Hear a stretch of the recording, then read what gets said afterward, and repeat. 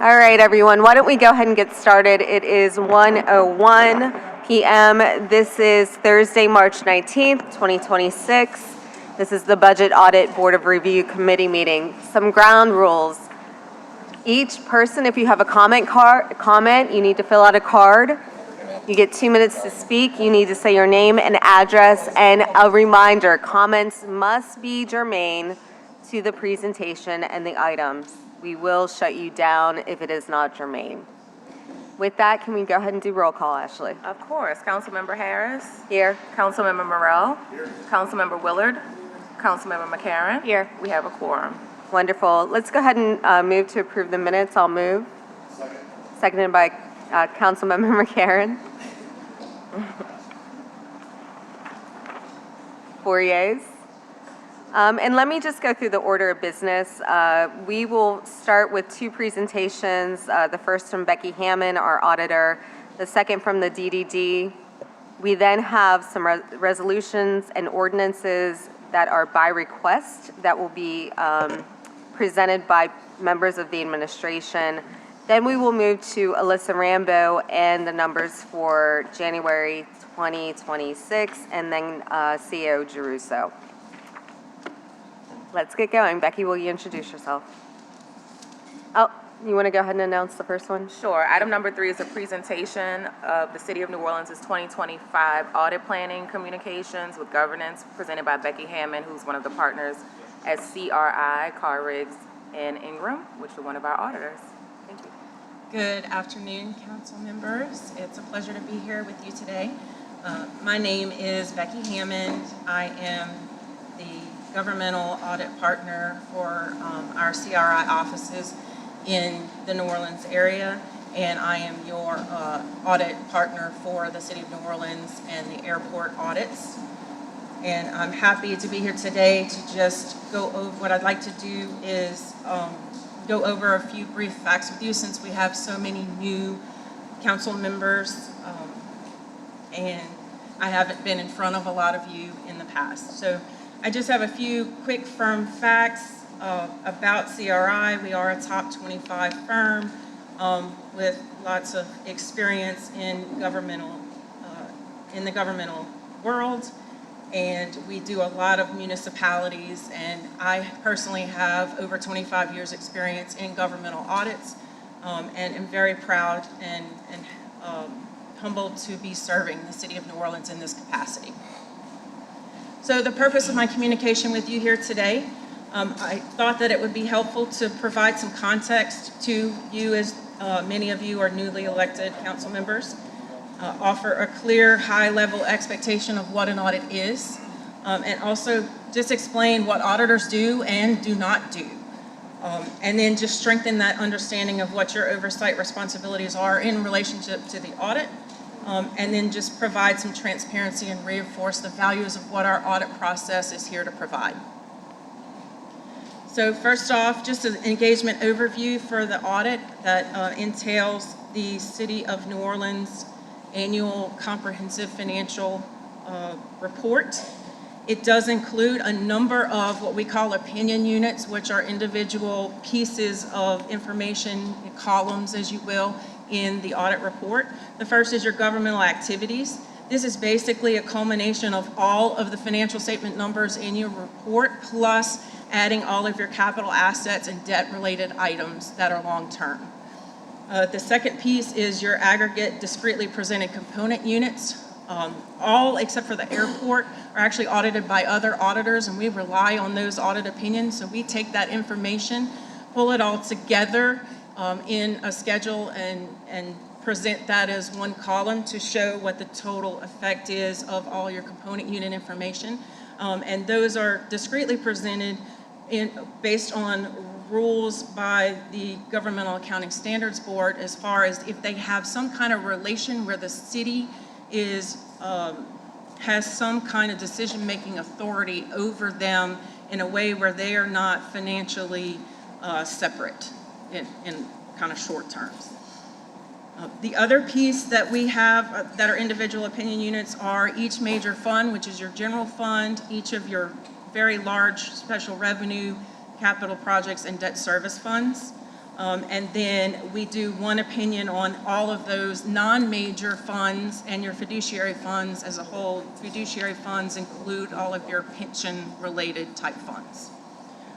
This audit will be as of and for the year ended December 31st, 2025.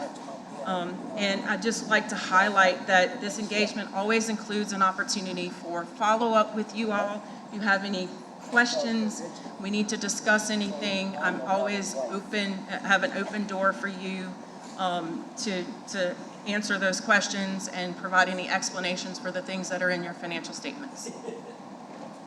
As far as our responsibilities as your auditor, we were engaged by you, the council, to perform an audit under generally accepted auditing standards, which are the U.S. standards, and also in accordance with government auditing standards.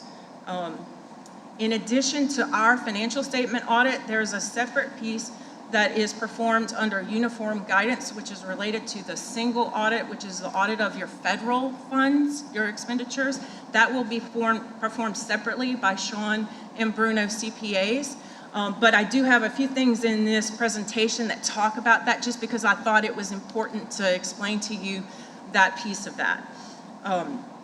But our objective is to plan and perform the audit to obtain reasonable but not absolute assurance. So I just want to make sure that you understand that. We are not able to test and audit all transactions that happen with the city. There's absolutely not enough time to be able to look at everything that we have. And that, you know, y'all have so many transactions. We would be here all year and it would take forever to get the audit. So what we do have to do is basically look at your material transactions, sample items on a test basis, look at the riskier items, that sort of thing, to ensure that we are kind of covering what the risk areas are and what the large items are. So just wanted to explain that, you know, in case that wasn't clear. As far as, in addition to, and this isn't on the slide, but in addition to the financial statement audit that we would do, we also perform the statewide agreed upon procedures. This is, and we do that with the assistance of Sean Bruno's team as the DBE. This is a set of procedures that was promulgated by the legislative auditor of 14 different areas of risk.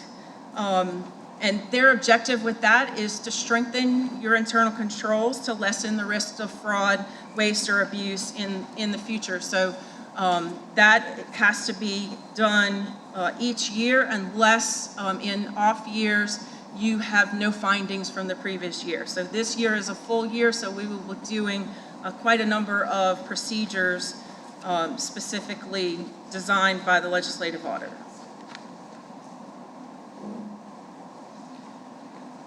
Some other auditor responsibilities, we have to consider our your internal controls in order to plan our audit procedures. But we are not issuing opinions on that. We just have to be able to understand it in order to do our planning.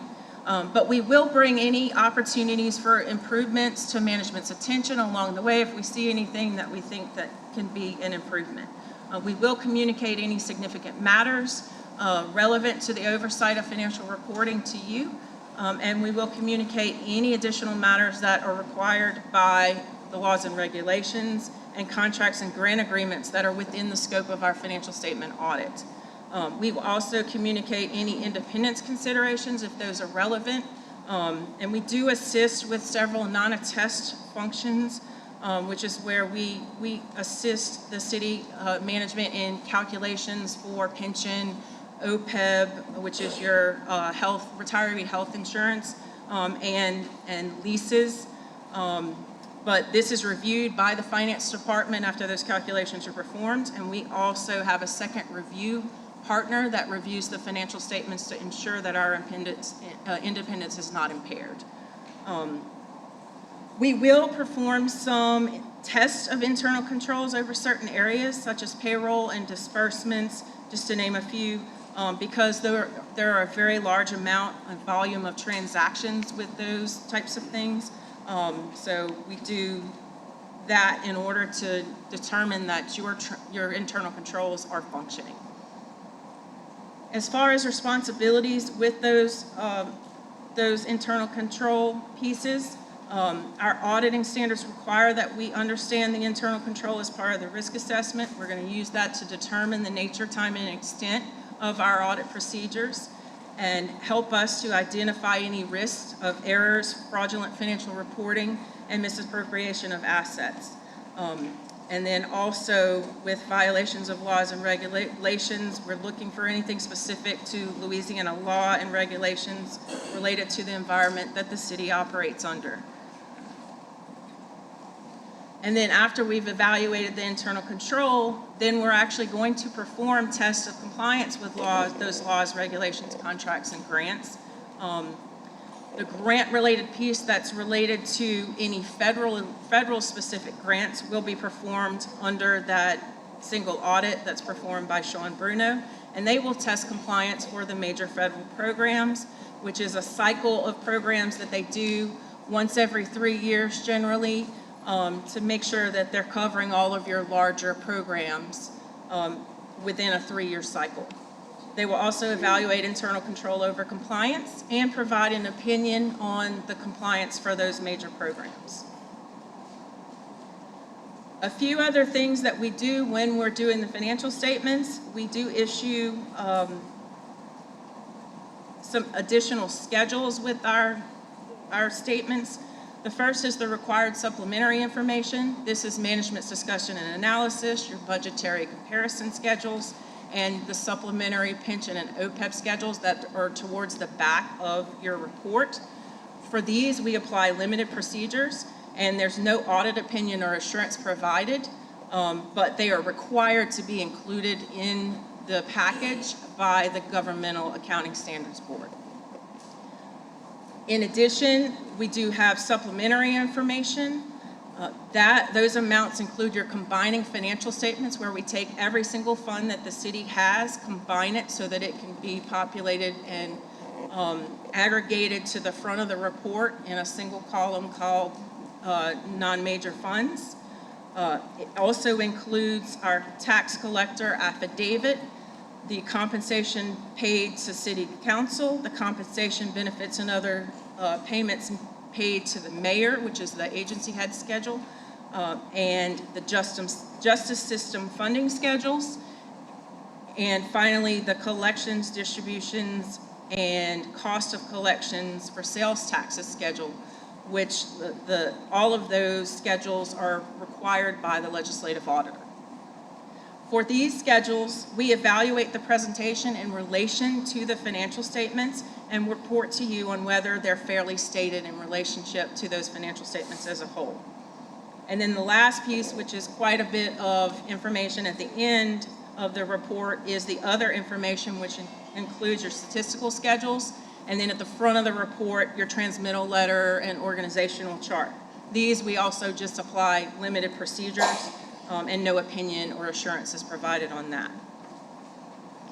As far as our plan, scope, and timing of the audit, we will have an overview of our planned audit approach. We discussed that with management and address significant risks with our team and decide on our approach to our internal control. And again, that includes whether we're testing internal controls, and which we will be doing here at the city. We consider materiality and determine the areas of higher risk to the city.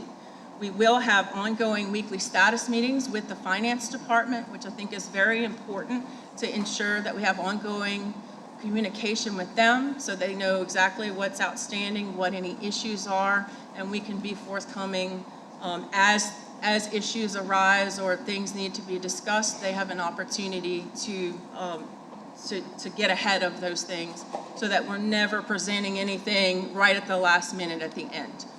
Our timing will be start of field work by roughly March 30th, and we're expecting issuance of the report on time by June 30th. And again, I am the engagement partner for the engagement.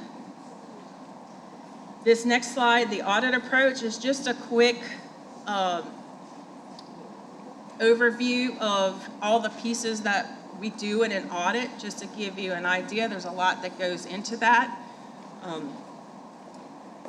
And then just an even deeper dive into each of those stages of the audit. So I'll leave that for you, just your educational use so that you can see all the things that go into the audit. Also, required communications for you at this point is for us to let you know what we've identified as certain fraud risks that are significant. Now, these are not anything that we have concerns over. These are just general things that tend to be riskier than others that the city has present in their financial statements. And the first is management override of controls and revenue recognition. Those two areas are actually presumptive in every audit by the standards. So that is something where we have particular audit procedures in place to look for those types of things to ensure that those things are not presenting a problem for the city. The additional things for the city that are larger things have to do with estimates, and these are your incurred but not reported unpaid losses on your claims and litigation, pension estimates, OPEB estimates, and your municipal solid waste landfill estimates.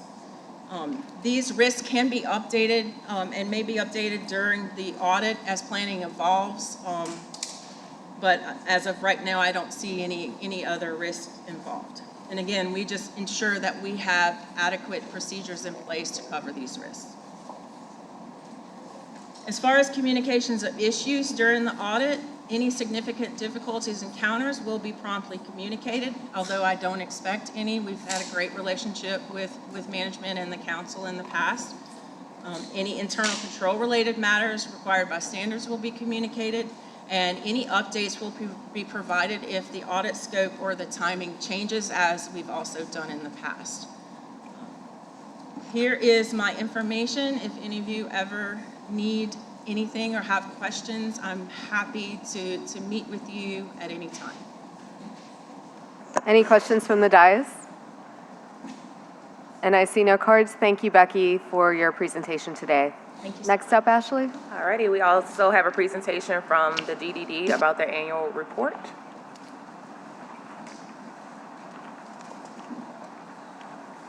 And Madam Chair, for the record, there are no online comments about any of the voting items. Thank you. Alrighty. You need to fill out a card, but let's go ahead with this next presentation.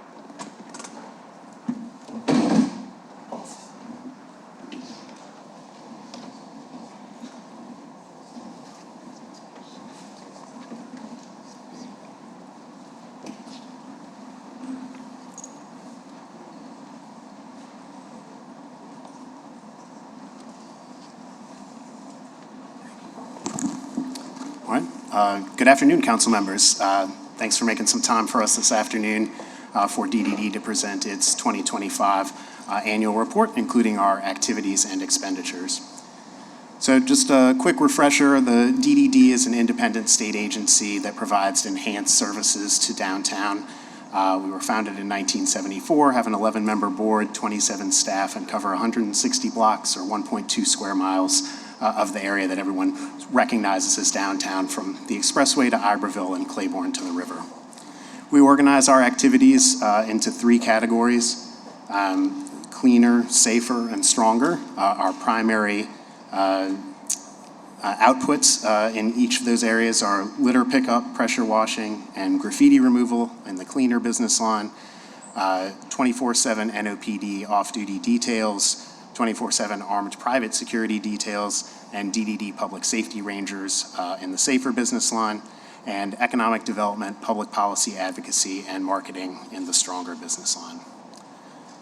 Our overall expenditures, you can see we spend approximately 74% of our annual budget on cleaner and safer activities, with cleaner accounting for 42% or $4.1 million, safer accounting for 32% or $3.2 million, the stronger activities accounting for $1 million or 10%, and finance and administration at $1.5 million or 16%. Just a few highlights in the cleaner business line. The major activities: debris pickup, 67,000 tasks completed; graffiti removal, 4,000 tasks completed; weed abatement, there's a typo on this slide, it should read 7,000 tasks completed; leaf abatement, 3,000 blocks cleaned; trash can surveys, 16,000 tasks completed; and pressure washing, 15,000 blocks cleaned. On the safer business line, we've contracted over 11,000 hours of NOPD off-duty detail and 48,680 hours of private security details. The public safety rangers have conducted 32,000 hospitality checks, so working with tourists to help guide them as they traverse downtown. 23,000 business contacts with downtown businesses to ensure conditions are good. 3,800 calls for service, and 81,000 total incidents logged by our public safety rangers. We also supplement the city's homeless outreach activities through a contract with Travelers Aid. We served 172 individuals last year and were successful in making 16 permanent housing placements and 27 healthcare connections. We also opened a security outpost in the 100 block of Royal at 119 Royal Street in partnership with Starwood Capital and the Astor Crown Plaza. And that's a check-in point for our rangers and all of our off-duty police detail, private security, as well as French Quarter Patrol. In the stronger business line, we had $250,000 in new public funding that came through DDD, including $100,000 from the state to advance lighting within the Bio District, $150,000 Federal Department of Transportation Safe Streets grant. We've participated in over 100 different activities with our stakeholders and led 60 meetings ourselves with business owners and stakeholders in the business community. We were pleased to participate in 12 ribbon cuttings for new businesses downtown in partnership with the Chamber of Commerce. We're currently in the process of either completing plans or implementing 4 major plans and research projects, including lighting gap analysis in the Bio District, downtown open space plan, lighting improvements at Molly Marine Plaza, and the Safe Streets grant that I mentioned earlier. We also provided 4 quarterly market reports and the annual State of Downtown. On the public policy side, we worked with the city and the Office of the Criminal Justice Commissioner to secure new public safety bicycles for our rangers, upgraded Motorola radios. We're able to receive the $100,000 in capital outlay funds from the state last year for the lighting improvements, and also federal advocacy with the International Downtown Association. On special projects, we had a couple of unique projects that were done around the time of the Super Bowl. The French Doors project, which accounted for 3 murals and 3 street art projects completed in the 100 blocks between Canal and Iberville on the French Quarter side. There's one on the Marriott, as well as the side of Snappers and the Old Cosmopolitan Hotel. We also worked with individual businesses to make minor repairs to their lighting and building facades as well to really spruce up downtown in advance of the Super Bowl. We worked with Entergy on the Light Up Lafayette Street project. There's creative projector lighting that enhances both safety and sort of engagement with that corridor behind the Energy Center. And we worked with the Bio District on the first phase of implementation for improvements identified in their master plan, including some enhanced landscaping at the gateways within downtown. And that's a brief overview of our activities for 2025. Happy to answer any questions. Any questions from the dais? Any comment cards? Seeing none, I just want to thank you, your team, and the Rangers for all of the work that they do in the downtown. I know we have some challenges, and those are made aware to us oftentimes via email from one of my favorite constituents. But I know that we partner together and work hard to make sure that our downtown is as safe and clean as it can be at this time. So thank you for all that you do. And with that, we can move on to our next item. Thanks, you. Seth. Okay, we have 17 ordinances. All of them have amendments, so we have to vote on the amendments and then the ordinances as amended. I understand, and Okay. council members, these amendments are to correct the names on the ordinances. They were submitted incorrectly. So items number 6 and 7 go hand in hand, and I believe we have folks from the administration to explain each ordinance. Item number 6 is ordinance calendar number 35,358, as written on the agenda by council members Harris, Morrell, Green, and Hughes by request to amend the operating budget of revenues to appropriate grant funds to the health department. And the amendment is to change the names from council members Harris and Morrell to Harris, Morrell, McCarron, and Willard. Do we have anybody from the Health Department to present on this one? Okay. While they're doing that, we can vote on the amendment if you would like. All right, I'll move. Seconded by Councilmember McCarron. 3 yeas. Thank you.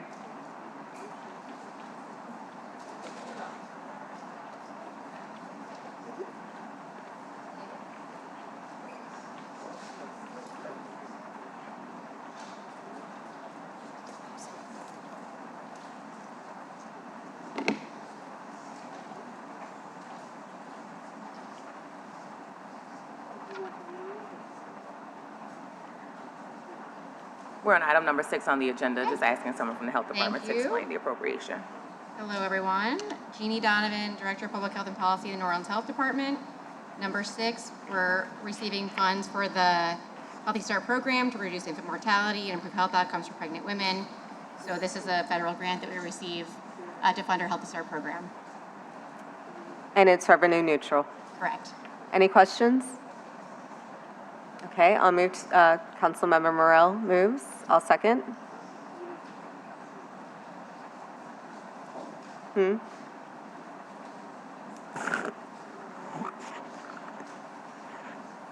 no, on no. item number 6, On the- vote on the amendment, and now we need to vote on the ordinance as amended. Correct. Second. All in favor? 3 yeas. Thank you. Thank you. Did we skip over number 5, Ashley? We sure did. Can I we go back? apologize. Yes, can we do number 6? Number Yes. 7 while we're here, I apologize. Number 7 is just the expenditure ordinance for the same thing. So we need to vote on number 7 as amended. Again, removing council members Green and Hughes and replacing them with Willard and McCarron. Okay, I'll move. Seconded by Councilmember McCarron. 3 yeas. And then we need to vote on the ordinance as amended.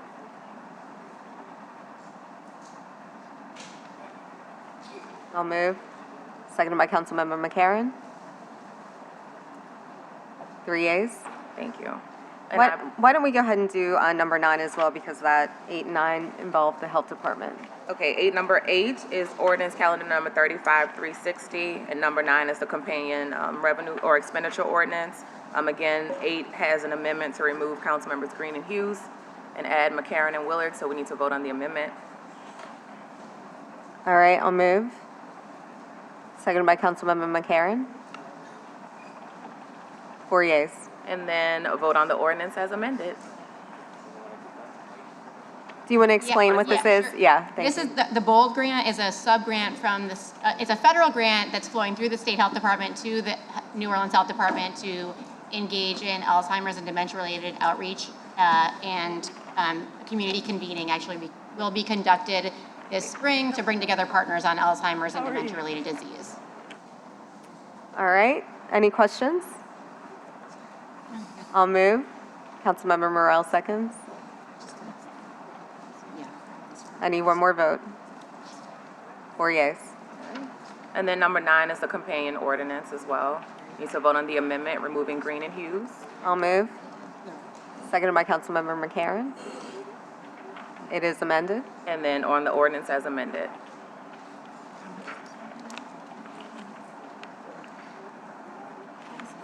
I'll move. Councilmember King seconds. 4 yeas. Madam Chair, may I just mention something on the record? Absolutely. Just for the record, those who are watching, how many there are out there, we don't know, The thousands. Millions. thousands. As you hear the name Green and Hughes removed by amendment, it's simply because we aren't a member of the Budget Committee, and the instrument has to be introduced by members of the Budget Committee. There is no comment or opinion being made relative to the actual items, but I just wanted that to be clear because I don't want to read about it on social media. Or next door. While we have the health department here, why don't we go to 13 and 14 as well, and then we can get you out of here. Wonderful. Number 13 is ordinance calendar number 35,365, which is an ordinance amending the operating budget of revenues to appropriate funds to the Health Department. We can vote on the amendment.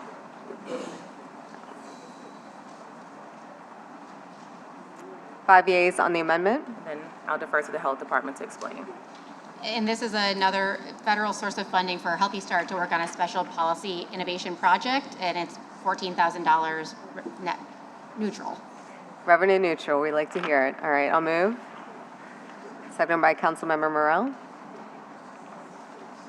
5 yeas. Alrighty, and number 14 is a companion ordinance. That's ordinance calendar number 35,366, which is amending the expenditure ordinance. I'll move to amend. Councilmember McCarron seconds. And And we can vote on it as As amended. amended. I'll move. Seconded by Councilmember Morel. 4 yeas, thank you. okay. Thank you. And back to item number 5, it's Resolution R-26-124, which is a resolution to approve $66 million in sewage and water new revenue bonds. And I believe we have someone here from Bond Counsel's office to explain the resolution.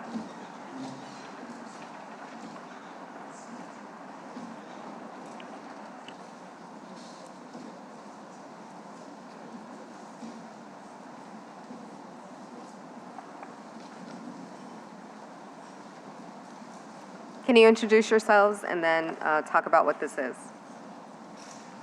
Good afternoon, Garrett Gemmos with Foley Udell. Ray Lewis, Sewage and Water Board, CFO.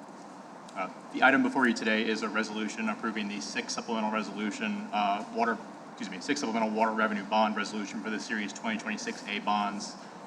This resolution simply approves the terms of a not to exceed $66 million water issuance.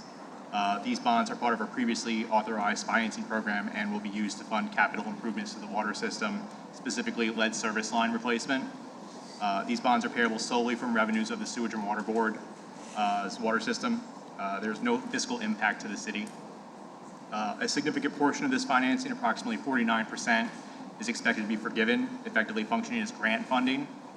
The remaining portion is structured as a 0% interest loan over 30 years, which minimizes the repayment burden on the Sewage and Water Board. These bonds are being issued under the board's existing water revenue bond framework and will be on parity with the board's existing water revenue bonds.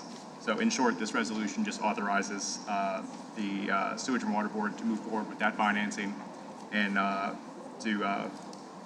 again, no fiscal impact to the city on these. Great, thank you. Any questions from the dais? All right, I'll go ahead and move to, do we need to amend this one as well? No, okay, good. All right, I'll move to approve, seconded by Councilmember King. I need one more vote. 5 yeas. Thank you, that's it. Now back to the regular order. Item number 10 appears to be a standalone ordinance. It's ordinance calendar number 35,362 by Councilmembers Harris, Morel, Green, and Hughes. This needs to be amended as well. And I believe this is an ordinance de-appropriating funds from Public Works to Personnel Services in the CAO's office. And I believe the administration is here to explain. While they're coming up, we can vote on the amendment again to remove Councilmembers Green and Hughes and to add McCarron and Willard. All right, we successfully amended. Kyle, are you speaking on this?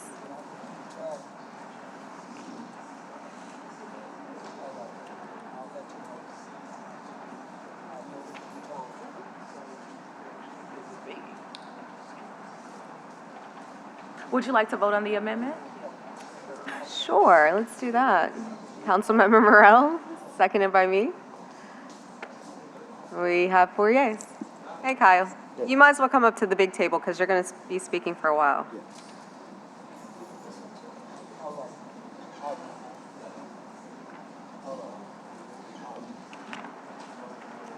Okay. Okay, all right. Good afternoon.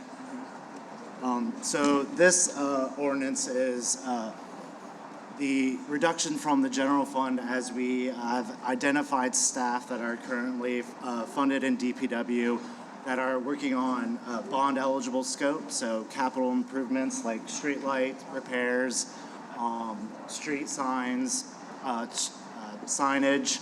And so we've identified employees that will be working kind of like a percentage of how much they'll be working on this And so we will be allocating their salaries towards these bond funds. And so we're working on getting this set up to an ADP so they can properly document the time that they're working on these different bond eligible activities, and that will help reduce pressure on the general fund. Okay, any questions? With that, I'll move to approve. And Yes, ma'am. Madam Chair, Councilmember King is not on any of these ordinances as well. Okay. So if we can just, I believe he would like to be added. We're not gonna go back and vote on amendments again. We will make sure the clerk's office adds his name to the amendment. Okay, if we could add Councilmember King's Yes. name to all of this, and as the administration rolls these forward, if you can make sure that you have the proper council members on these in the future, that would be great. Thank you. We have 4 yeas, 5 yeas. All right, Alrighty. Numbers 11 and 12 go together. Item number 11 is ordinance calendar number 35,363. We need to amend this ordinance as well. It is appropriating federal funds by FEMA to the city to cover emergency cleaning. So if we can vote on the amendment to remove Green and Hughes and add McCarron and Willard, and from the dais, if we can add Councilmember King. I've moved. Councilmember McCarron seconds. 5 yeas. Thank you. And is someone from the administration here to explain this ordinance, or is that you all as well? Wonderful. Yeah, so this is PW 2660 for Hurricane Ida. This is emergency catch basin cleaning. This is expenses that have already occurred, so this will allow the city to draw down funding to replenish the general fund as well. Any questions from the dais? All right, I'll move to approve. Seconded by Councilmember King. 5 yeas. And number 12 is calendar number 35,364, which is just the companion expenditure ordinance. And we need to amend it to remove Councilmembers Green and Hughes and add McCarron and Willard, I've and also moved. add Councilmember King. I've moved. Councilmember McCarron seconds. 5 yeas. And then we can vote on the ordinance as amended. I'll move. Councilmember McCarron seconds. 5 yeas. Thank you. Alrighty. Item number 15 is ordinance calendar number 35,367 by Councilmembers Harris, Morrell, Green, and Hughes. And it's an ordinance to amend the operating budget of revenues to appropriate funds to the NOPD. And we can, while they're coming up, we can vote on the amendment to remove Green and Hughes and add Willard and McCarron and now King. I move. Councilmember Morrell seconds. 5 yeas. Thank you. You can introduce yourselves and then speak about what this is. Good afternoon. I am Dr. Shamika Kelly, the Director of the Crime Lab. And I am Deputy Chief Stephanie Landry, Management Services Bureau. And we're here to get allocation of the proprietary fund. These will be used for crime scene processing for the districts in NOPD and as well as the crime scene unit. All right, any questions? I've moved. Seconded by Councilmember King. 5 yeas. Thank you. All right. And item number 16 is the companion expenditure ordinance. We need to vote on the amendment to remove Councilmembers Green and Hughes and add McCarron and Willard and Councilmember King. I've moved. Councilmember Morrell seconds.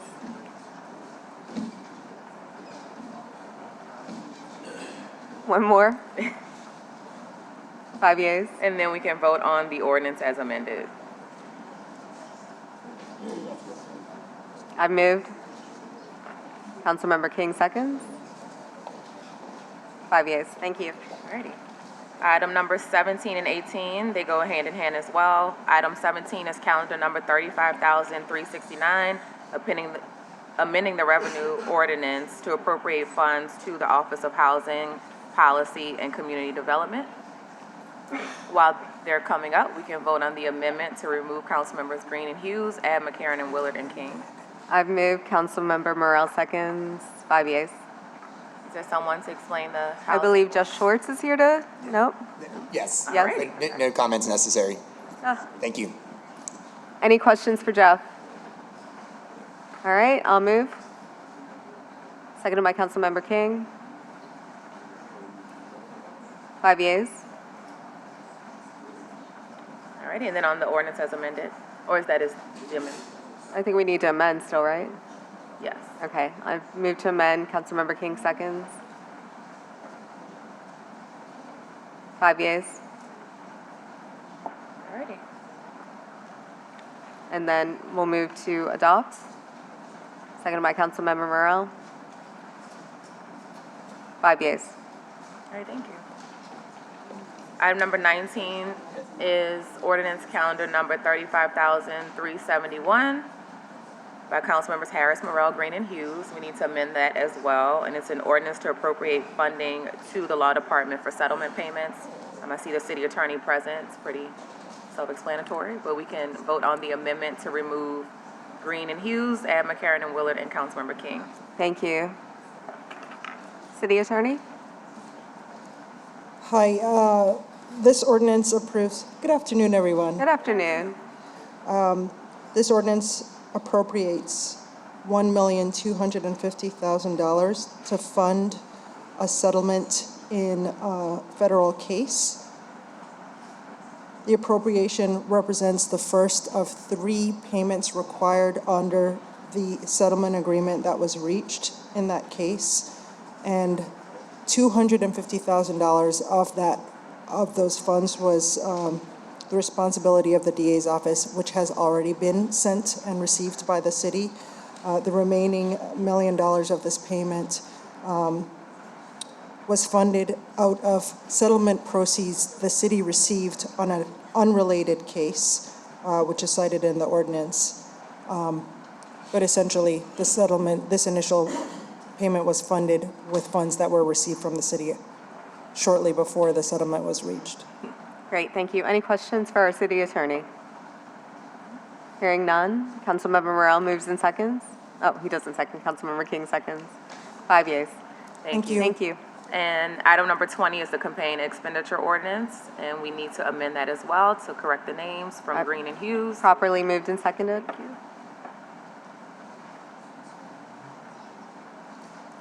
5 yeas. And then on the ordinance as amended. I've moved. Seconded by Councilmember King. 5 yeas. All right. Item number 21 is ordinance calendar number 35,373, which is an ordinance amending the revenue ordinance to appropriate funds to the CAO capital projects for the desired community. We need to vote on the amendment to correct the names. I moved. It's been seconded. And Kyle is here to explain. So this is a state line item appropriation, I believe, from former Senator Bowie to the Desire Housing Community Corporation Center for a computer lab and instructions. We are acting as a pass-through. Any questions? All right, it's been moved and seconded.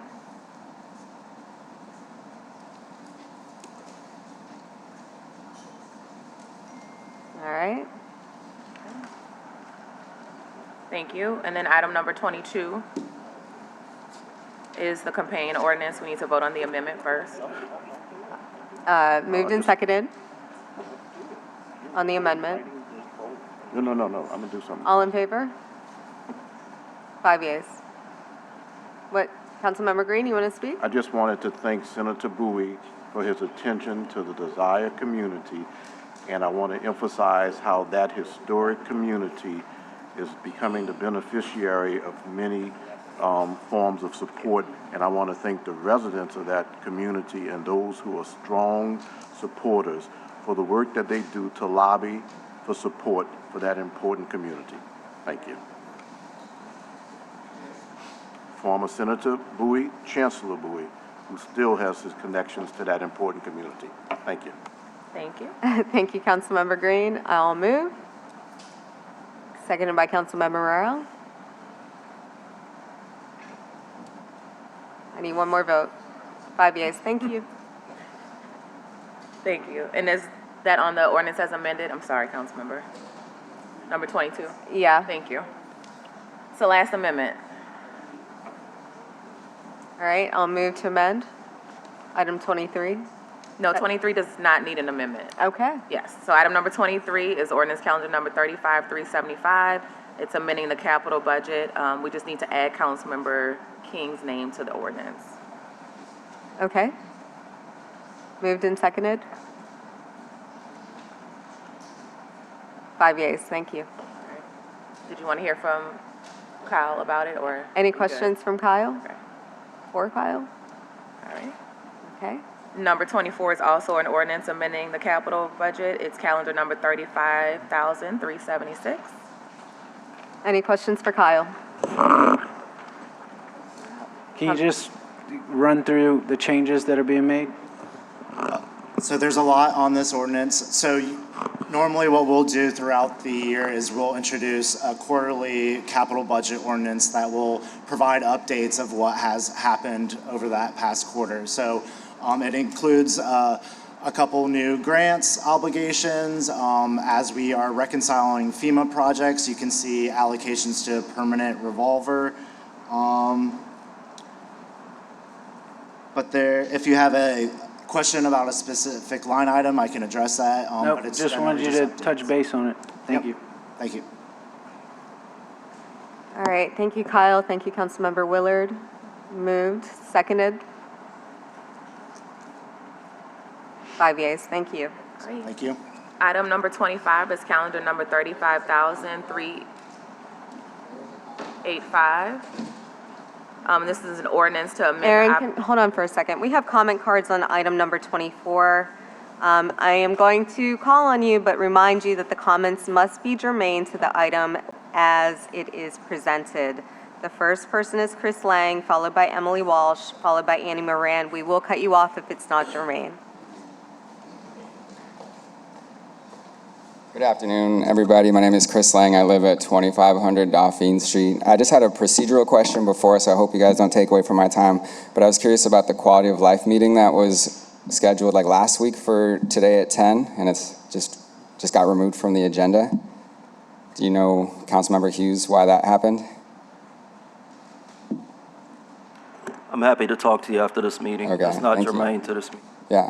As far as this is concerned, I think this was the only item there related to the budget. We've been asking for budget updates on ORS for so long, for the last basically 2 months. And I haven't really received any responses from both ORS or from you guys.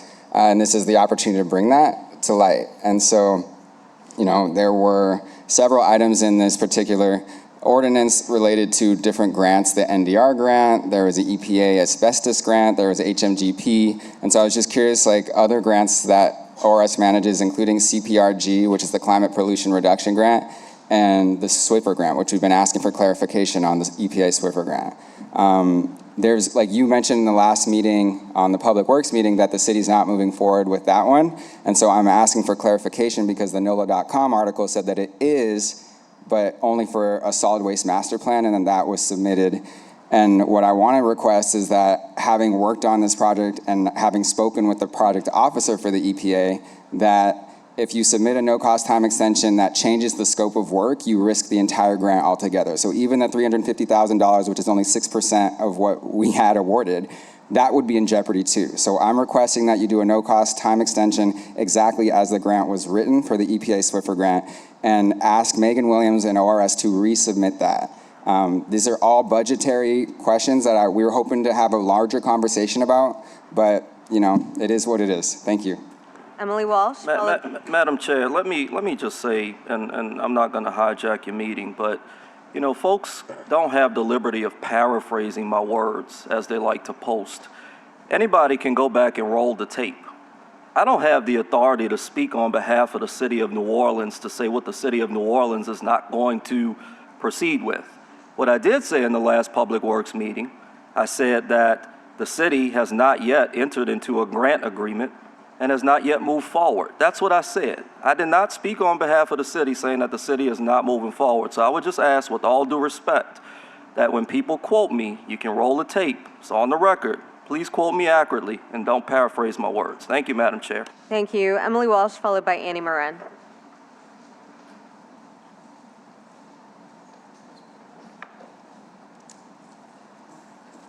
Good afternoon. My name is Emily Walsh, 4222 Ferret Street. Looking at all the budget items, I don't see the $5.3 million that the city has received for the EPA Swiffer grant, even though I'm seeing other federal grants. Is there a reason why it has not yet been included? Are you planning on including it? Again, we saw in the NOLA.com article that there has been a request for a no-cost time extension, but only for the solid waste master plan, yet we are not seeing that reflected here. Is that not part of the plan? And if so, why is it not reflected in any of the budget items? Annie Moran.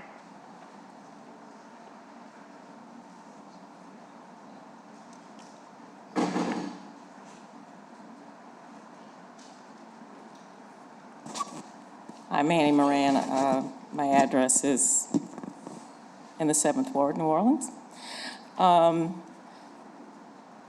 Respectfully, Councilmember Hughes, I have rolled the tape, and your words were, the city is not engaged in any EPA grant. So since we are talking about moving funds out of ORS, I, like these other speakers are, I'm wondering, how we can get some transparency around the EPA Swiffer grant. Because the bottom line is that recycling carts are expensive, and I hope that our shared goal is that everyone eventually gets to participate in our recycling program equally. And the gifts that we don't take now, we'll eventually have to spend from our own money. And so I think to put ourselves in the best position to move forward, we should request a no-cost time extension for this grant, exactly as the grant was written. Resubmit the extension exactly as the grant was written, and that would give us the most options moving forward. There's really nothing to lose in us having these funds as an option. Thank you. Liz Shepard, followed by Simone Cifuentes, followed by Lauren Nagel. And again, keep your comments germane. We will cut you off. Hey, y'all. Thank you so much for your leadership in what is a very challenging time, facing a very difficult budget. Related to that budget, I think that, like the other speakers mentioned, we're just curious about where that Swiffer grant falls. And I also just know that organizations like ours would be willing to help and to figure out a way to support any administration needs to make sure we can have the good use of those funds. This is obviously not just about recycling, it's about being in a budget crisis. It's also about trust, and when decisions are made without clarity and reasoning, or if it appears inconsistent, it just undermines our confidence in how our city is being managed. And which relates to a lot of our investments in the budget and in our utilities. When we kick the can down the road, we delay that infrastructure investments. In our water pipes, we have more flooding. When we delay utility investments in solar, we're powerless after a storm, and we can't afford to repeat this pattern. So I'm hoping we can restore trust by extending this full grant opportunity and allow time for a thoughtful, comprehensive plan that I truly believe our community can come together around and take advantage of these funds in a budget crisis. So let's not kick the can down the road, and let's recycle the can. Thank you. Thanks. Simone, followed by Lauren.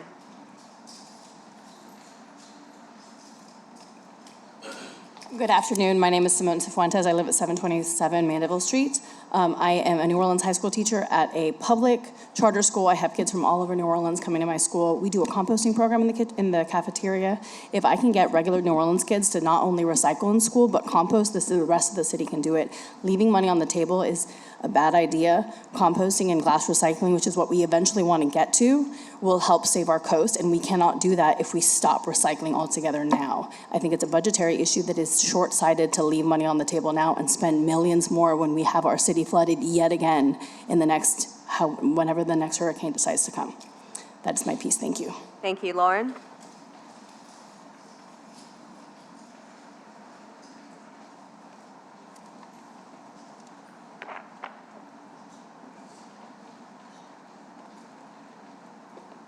Good afternoon, Council. My name is Lauren Nagel. I live at 4070 Clematis in Gentilly. Here speaking on behalf of myself, just urging you all to consider when you're talking about reappropriating funds from ORS to don't let the $5.7 or $5.3 million Swiffer grant just go to waste. I think we have a lot of concerns with budget, obviously, but the climate pollution reduction grant and the Swiffer grant are amazing opportunities to allow our city to progress into the future and not be behind, as we can see that, you know, we are almost like an unlivable city. People are moving away. It's embarrassing to live here most of the time. And, you know, if we cannot even just recycle as a city, what can we do? It's just kind of embarrassing. So please consider extending the grant and coming into the 21st century. Thank you. Thank you. All right, Ashley, moving on. Item number 25 is ordinance calendar number 35,385, which is an ordinance to amend the expenditure ordinance to appropriate some funds that have been in the fund balance and they need to be appropriated to the council's Public Educational and Government Access Fund, which we call the PEG Fund. Aaron, can you please explain what this is? As the fiscal officer said, we're moving money that was deposited into the general fund that should be properly allocated into the PEG fund, which resides under my OR code, but it's not going to Curo itself. It's going to support this, government access television. It allows us to broadcast any necessary equipment upgrades, which I think we all know are necessary to ensure that the public can access us not just by showing up, but by watching on Channel 6 or online. Where are these funds coming from? They come from Cox. They're a part of the franchise agreement. All right, so I had it wrong, Councilmember Willard. I need one more vote. Do any of Councilmember McCarron? the committee members want their name added to the ordinance? Councilmember King? It's just you right now. Oh, Okay, alrighty. add all of the budget Okay, people. alrighty, thank you. And item number 26 is the companion expenditure order, or revenue ordinance for the same funds. All right, I'll move. Seconded by Councilmember McCarron. 5 yeas. Thank you. Alrighty. Item number 27 are all of the civil service pay plan and rule amendment motions. They shall be deferred, every single one of them. Okay. Thank you. So that brings us to item number 28. I actually would prefer item 29 to go first. Okay. Oh, no, I'm lying. I would like, I want the budget reports to go first, so item 29 with Okay. Alyssa, and then followed by CEO Giarrusso, but y'all, everybody come up, who's on that team. So we're on item 29, Donna, the reports ending for period January 31, 2026. Council members, I'm taking this out of order because the budget reports reflect on the January 2026, and then we'll get into present time. So I'd like for Alyssa to go first to brief us on what happened ending January 2026.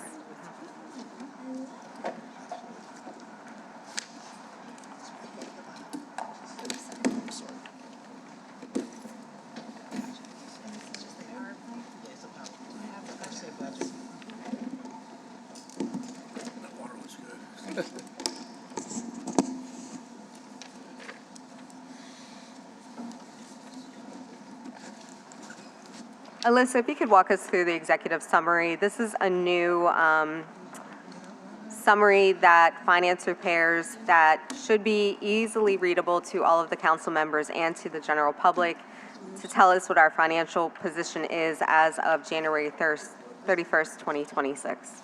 Yes, thank you. Good afternoon, council members, and thank you for the opportunity to present the city's January 2026 financial update. As Councilmember Harris suggested, I will be walking us through these details or this summarized version of the details. But before I move further into them, I want to provide some important context around these January numbers. As a part of strengthening our financial management practices, we're in the early stages of implementing this monthly reporting system. Additionally, it's important to note some of the January activity may not yet be fully captured or recorded in the correct period. As a result, these figures should be considered preliminary and subject to refinement as we continue to improve timing and accuracy of our financial reporting. What this means is that variances, particularly in the areas of personnel and operating expenditures, may reflect timing and classification issues, not just underlying financial performance. That said, this data still provides a valuable directional view of where we are trending, and we expect reporting accuracy to improve materially over the next several months. As finance finalizes the year end, as Becky stated, we are in the process of preparing for our audit. We will be finalizing 2025 numbers to give to them by the end of this month for them to start their field work. And at that point, when we come to you with our March reports, we expect our 2026 numbers to be in a better shape than maybe what they're presented for today. Does that make sense to everyone? Great. On the first page here, or coming through our executive summary here, we are showing the financial position at a net position of a negative $50,551,512. Going up this chart in the actuals, that is in net of $76 million in revenue and $126 million in expenses. On the revenue side, we are at about 86% of our revenue that we were planning to get for the month of January.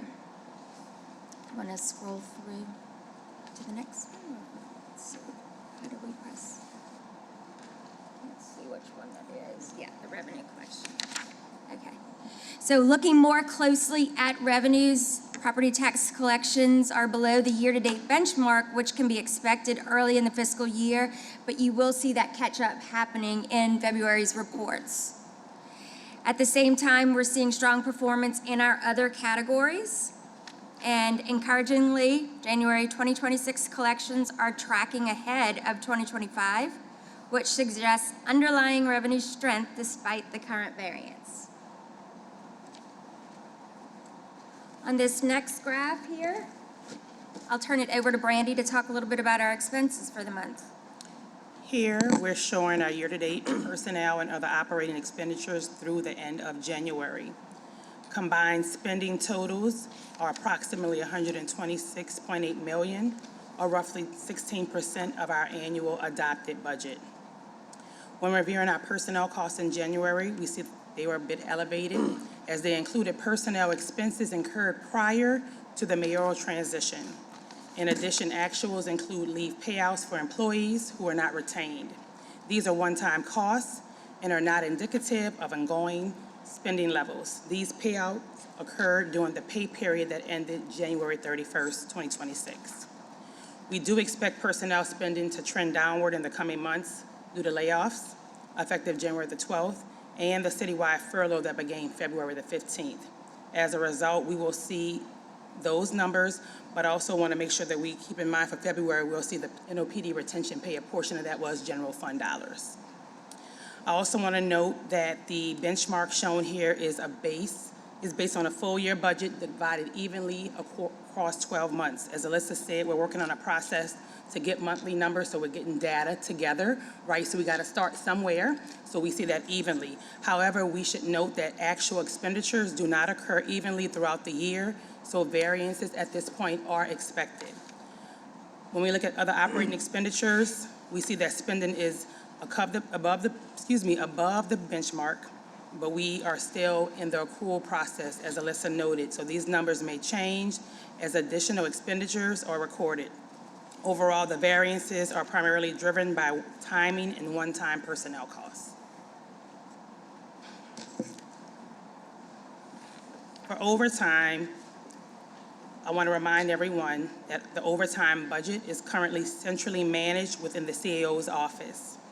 Overtime spending in January is significantly below the prior year actuals, reflecting continued austerity measures and close monitoring by leadership on a pay period basis. Spending is currently tracking below a straight-line monthly average of the annual appropriation.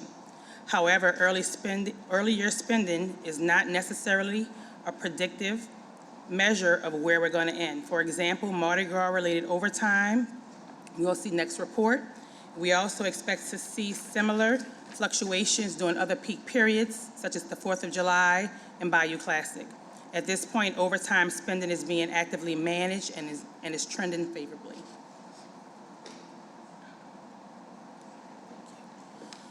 Here we see a snapshot of staffing levels as of January 31st. We currently have about a 5% vacancy rate with approximately 250 unfilled positions across all funding sources. There's about 95% of budgeted positions being filled. Due to our hiring freeze, vacancies are not expected to be filled except for essential positions or those necessary for revenue generation. Departments experiencing the largest concentration of vacancies include the Aviation Board, Mayor's Office, Library, and NORD. Overall, staffing levels reflect current cost control measures and prioritizing operations.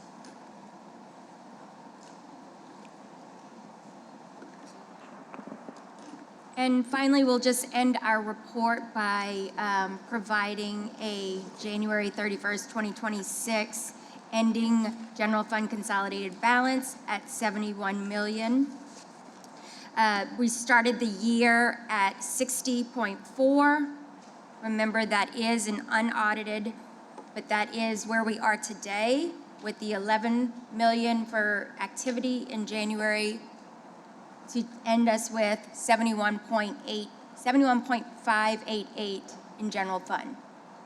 Reminder that that is a cash, that is not cash completely, that is our general fund balance, consolidated general fund. But we will be talking more about cash in the next presentation. Thank you. Councilmember Willard. Thank you, Madam Chair. So I did want to confirm that the table on the third slide right under the executive summary, we talk about the property taxes having a 37 million variance, but that's been reduced with property tax collections coming in, right? Correct. So this table was basically just a snapshot of where we were on the 31st of January? Correct. Okay. Yes. The overtime, and you kind of intimated this, Brandy, the January 26th overtime spending chart or table. It shows we're significantly under budget for January. Any preliminary idea of how that maps out in February with Mardi Gras? I don't have the full overtime numbers yet, but this is also comparing to where we were last year as well, a significant difference. So we're trying to start those trends and seeing patterns, and we compared it to last year. So the 5.2 million that's projected, is that what we have budgeted for overtime every month for the year? The projections per month are different, so departments have to submit 90-day plans on a frequent basis to the CAO for review and approval, so the amount could change each month. Month to month? Yes. Okay, so it's more realistic? Yes. Okay. It's a review process. The CAO looks at every single department that submits, asks questions, may decide not to approve, but may decide, have you covered everything as well before decisions are made? Yes. Do we know if the February projections are close to actuals? Any idea on that? So we're actually $1 million under in February as well. Perfect. So it's 2 million total. Awesome. That's good news. And then my last question on the staffing report, 250 vacancies. Obviously, those are going unfilled unless they're determined to be essential or revenue generating. Any idea of how many of that 250 could be classified as revenue generating or essential? I was just curious if y'all have an idea. I don't have an idea off the top of my head. I will tell you, every NOPD or fire one I've approved. I approved like 3 or 4 different ones for safety and permits recently. Finance got a chief of staff. So again, we're trying to be vigilant if somebody says to us directly. And also, council member, if somebody says, I want the position, and they can show either revenue neutrality or generation, I'm always open to having that conversation. Okay, And I'm sounds just good. going to add, these are all not, of that 250, that's across all funding sources, 59 are from the airport, and they Okay. have their own funding. We Okay. have 21 from the library on a different fund, so OCD has 6, that's different funding, so we would have to break that down if you're looking for that, but Gotcha. general fund is part of that, yeah. Okay, thank you. Any other questions? All right, let's go ahead and move on, Ashley. Item number 28 is the status of the city's financial condition. Our CAO is going to present on that. Welcome. Thank you. All right, good afternoon, members. I think you know everybody at the table, but to my left is Abby Vienne. This is the way that she wanted to spend her 30th birthday. To my right is Legislative Auditor Mike Wagasback, and of course, Alyssa Rambo, who was just recently approved as the Finance Director, and Brandy DeLarge, who does the budget for us. I think here's the headline on what you're going to see in this report is we do not want to sow fear, but at the same time, we cannot sugarcoat where we are right now.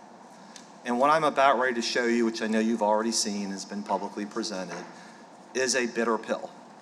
But it is exactly the treatment that we need to get the city healthy. And so with that, I want to start with questions I know the council had from last time about property taxes and where we were with collections.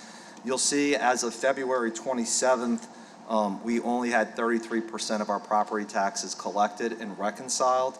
And I want to take a beat to thank the council, the mayor, and the media, by the way, for making sure that paying taxes got amplified, because look at the big difference in basically just 2 weeks of how much more, I mean, it's more than double that we got in during that period of time, which is significant in order to pay all of our debts. So I think this is where we should be at this part of the year.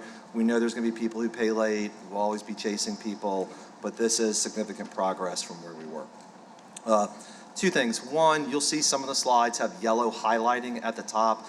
That's both because I think they're a little bit more important and probably because I'll spend more time here than on other slides. This slide represents what our financial team believes in concert with working with our outside providers, where the city would be in its cash position if we took no action whatsoever.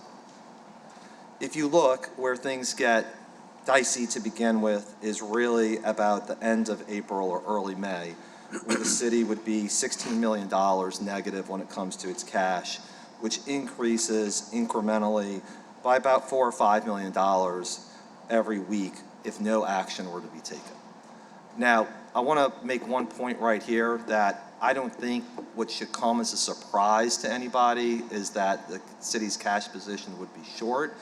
It is probably a little bit earlier than anybody ever anticipated, but at the same time, I'm going to make the case, hopefully, that the reason we're going to be able to get through this is because of the actions the past council took, this administration took, and the council and the legislature are in the process of taking.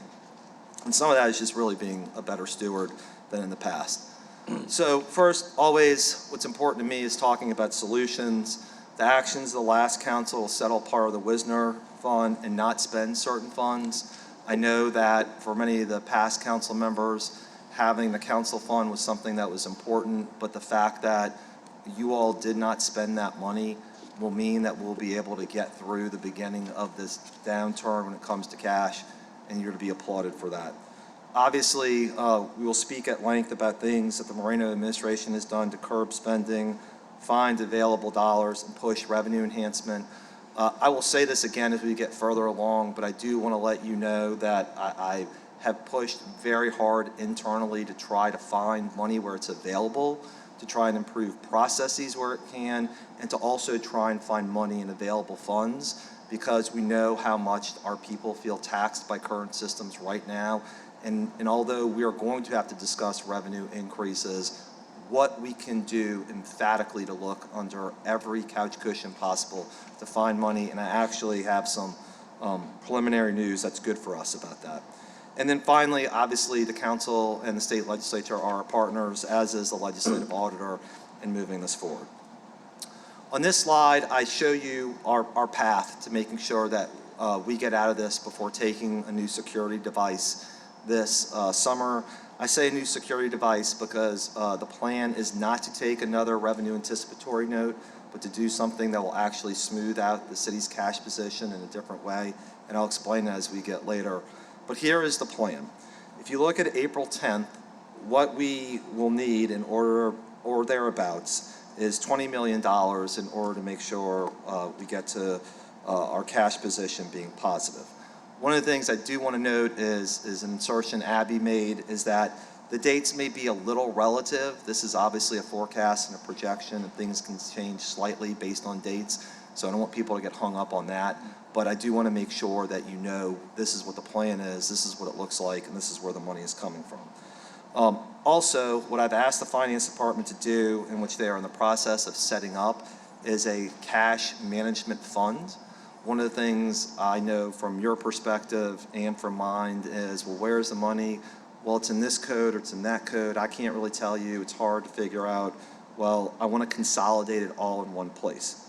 I will also tell you that I am pushing to receive other funds as well that aren't outlined on here because A, Murphy's Law always applies in government. Something can and will go wrong along the way. And B, we just want to make sure that we're not living on a razor's edge when it comes to this. Literally right before I came down here, Finance handed to me that right now we have about $15 million already in Sewage and Water Board receivable of repayment. We have about $6.5 million in grant reimbursements. That's over in June where we were projecting the 13. We have some of the ARPA money in. ARPA will come in at different points as contracts are canceled. 10 million will be moved. And in light of the efforts by the administration, Sewage and Water Board returned $14 million today that is part of their unfunded mandate. So we are ahead of the curve at this moment. That is the good news. And I would argue that it really comes from having the discipline that the council and the Moreno administration have showed throughout this. So for April 10th, with $20 million, we would use $10 million of the Sewage and Water Board money I just mentioned earlier and $10 million of Wisner to get through that. And Joe, this is Frida. I just want to help you out. Yeah, absolutely. We did receive the $15 million from NOBC today as well. Thank you. That's true too. So we also have gotten that, which I'll get to next. Thank you, Frida. I really appreciate it. On May 8th, we project we'll need $30 million. Our path for that is $8.5 million from ARPA funds that we're recouping.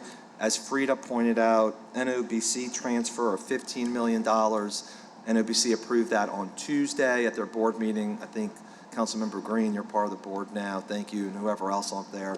We appreciate your support with that. And that money is now, and as Frida just noted, an additional $5 million in Sewage and Water Board receivable. We have that in. And then Councilmember Harris, thank you for speaking with Municipal Court. We're expecting that check to be cut next week, I think, from them. Let me interrupt you. What is the total that I spoke with Judge Jones about was 5.5 million. What is it actually coming in at?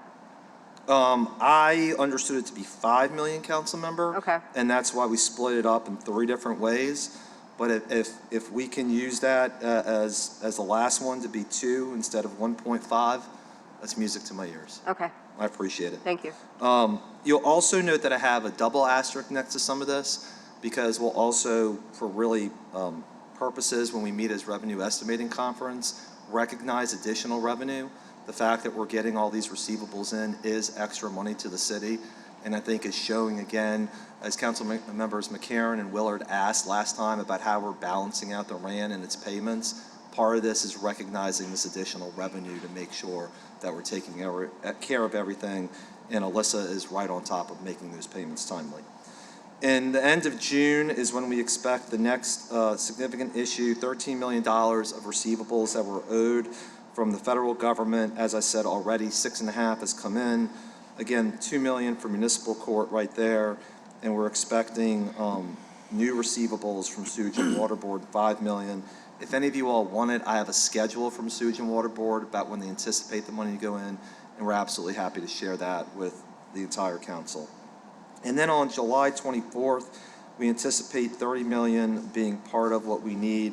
That would have to potentially require, without any other action, capital fund reallocation, which is taking projects that are in existence and using that money for operating cash, the either $1.5 or $2 million from municipal court, and then other funds for 500. I have parked right now the end of August because even though the number is sizable, the hope is by the time we go to the bond commission in earliest June, that we'll have enough money on hand. But it's also why I'm trying to build contingency within the primary fund too, in case we need to have extra cash on hand. So I want to talk briefly about the short-term revenue options. The primary one is some resolution of city obligations. For example, the city should be putting out this week RFP about its leases. We have property that I think we don't have leases for. We have property that probably haven't been evaluated in a long time. We just need to get a better handle on that. And again, it goes part of the commitment of we're not driving first to raise revenue through a variety of different measures. It's wringing the revenue that we already have that we've been leaving on the table. And actually, let me just go back a slide too. If you look at this, Sewage and Water Board is a receivable that we were owed. Wisner is money we haven't been paid. The additional Sewage and Water Board receivable is money that we've been owed.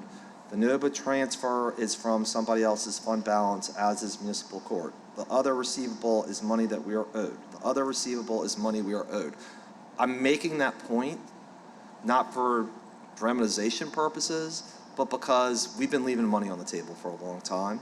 And we want you to know that before we're really asking and pushing for revenue raising, that we're going to pursue all of our options to try and get back the money that we are properly owed from our partners. Going back now to short-term revenue options, obviously if there are lawsuits or other property matters that we can work on, we want to make sure that we're taking care of that. And you will also see, members, I have a few items in here that I'm going to characterize as last resorts. Tapping into the rainy day fund is absolutely one of them, but I felt it would be irresponsible if I didn't put every option on the table at this point and list them in order of ones that we think are more doable and ones that are more odious. But the bottom line is, it is something that we have to think about, and of course about how we replenish it.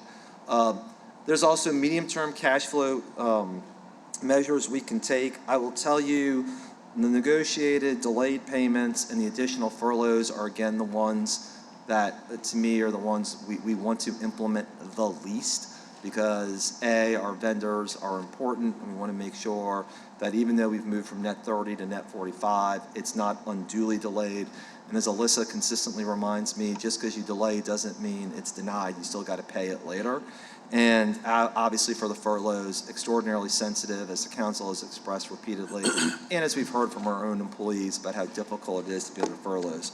Where I do think we are going to have to spend time as a group, particularly next session, is on unfunded state mandates and the pension, because when I show you how the math works out overall, it's pretty striking about why it's hard to meet some of our obligations. As far as the delayed payments for major vendors are concerned, here are our largest vendors. This should come as no surprise to the council. It's our trash contracts, it's our health insurance, and it's our light bill. I know it's sometimes eye-popping to see that the light bill for the city is $800,000 per month, and that's also part of the reason that the mayor has asked ORS to really look at measures to reduce lighting or increase lighting efficiencies inside city government.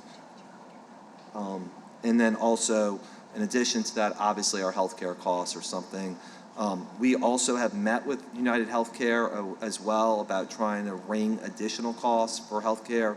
That will probably be really for 2027 this year, but they brought a phalanx of their people to meet with us, and so my response to that is they got the message loud and clear. As far as either delayed payments or what we need to do, I point out to you about outside agencies and in the state on the mandates, which I know after talking to the legislative auditor, this is something that goes on around the state, how difficult it is for people to meet these obligations consistently. If you look, the fire pension and Emperor's pensions on a monthly basis is over $7 million that the city is spending on its pension obligations. NOMERS, which is essentially all the other New Orleans employees, is a little less than 2. But at the same time, as we look to our partners in the criminal justice system, the district attorney is at $700,000 a month, which is roughly $8.4 million per year. Criminal court is $500,000 a month, so about $6 million a year. OPCD is 1.5 a month, and Alyssa was responsible for delaying that payment, so thank you. And then public defender, 1.8 million per quarter, which translates to roughly $11 million per month. I'm going to pause here because the other entity I did not put into this mix is the sheriff. I did it because I didn't want irate federal judges calling either me or you, but we are under a consent decree, and right now the sheriff not only has about $50 million budgeted for general funding from the city of New Orleans, but we're also paying about $15 million, Brandy, $16 million in the healthcare contract as well. Councilmember, let's pause there. We have, the board is lit up. Councilmember Morrell, followed by Councilmember King, followed by Councilmember Willard. Can we go to that previous slide? Yep. So with that Emperor's payment, does that include the ridiculous penalties and everything else that we are paying Emperors, or is that the normal payment? That's our normal payment. So I just want to note for the record, can you give us what is the contested amount that we're still dealing with in litigation? So the total contested amount, Councilmember, is like over $24 million, and what they're asking for, I think, every single month is about $230,000. Right. So essentially, just so we can retouch on this, we're in litigation with Emperors because Emperors believes that we should be paying a pension contribution on our retention payments that we gave to NOPD officers. And I know Mike has opinions on this as well, but it is an absolutely ridiculous proposition because the $10,000 retention payments, as we debated those here when we passed it, it was never intended to go towards the pension obligation of officers. It was never intended to be a payment enhancement. As you know, for better or worse in the city of New Orleans, our officers, their pensions based upon their base salary. Overtime, details, none of that enhances their pension. So why would one of 3 retention payments change that? And what we had is a previous administration that agreed to make the payments. And then when this administration came in, they said, why are we making these payments? And now we're kind of in a death battle because we should not have made the payments to begin with. I think that's the $20-ish million that's in dispute, as well as them attempting to wrangle this additional money out of us. And so it's one of those things where when you talk about revenue that we could see, their position on these retention payments, and Mike, I want you to speak to this, is so ridiculous because for them, it's a gratuitous payment because they're not going to enhance the pension of our officers by that $10,000, but they still want the money for it, right, Mike? Yeah. So I mean, that's ridiculous. And Mike Wagensback, legislative auditor. I think we got a fix for it. 1, legislatively, and 2, I had a really good conversation with the Attorney General, who feels that there may be a fix to an opinion that was issued a few years ago to kind of correct and clarify that. I believe I won't speak for her, but I believe her and several legislatures of the opinion is deemed as a bonus or like overtime. And again, when this legislation or statute was put in place where it excluded overtime, there was no such thing as retention payments. Right. So nobody even really thought about that. So for the opinion to say, well, it's not stated in the statute, therefore it must be earnable compensation, is really not a fair argument. So I think we have 2 fixes coming on this, and so I think at the end of the day, hopefully we'll have it effective 1/1/2026. Okay. So that the payments that were made recently will be excluded for pension purposes. Okay. And that does not relieve us of our argument that pre-legislation we shouldn't have paid, but it resolves the legislatively going forward. Yes. But I mean, I find it particularly egregious because it's not like if there were officers that retired under their previous payments that Emperor's been giving them bigger payouts. It just turned into a real big cash grab for a gratuitous payment. What I think Emperor's is kind of neglected to see in the long term is that this is to create a pension spike for officers. I mean, you got over 800 people who are paid this, and if that happens over a 3-year period, that's going to bump their final average salary up significantly. So, actually, I think it's given incentive to some to want to retire. There's some waiting right now to see if that is going to be calculated in their pension, and they're going to check out. Well, I think it's important to note that when you're talking about emperors, that's all police departments across the state. And when you have a pension spike of that magnitude, their position is even more ridiculous because it really destroys the viability of the overall pension, because all the other municipalities that are paying into emperors, they're going to bear part of the brunt of that pension spike. Absolutely. Because our officers and our city won't have paid in enough money to cover that for the life of that pension. So, all right, well, thank you. That's all my only question. Thank you. Councilmember King. Thank you, Councilmember Harris. CEO Jeruso, you mentioned that the city collected about 78% of property taxes thus far. What is that dollar amount?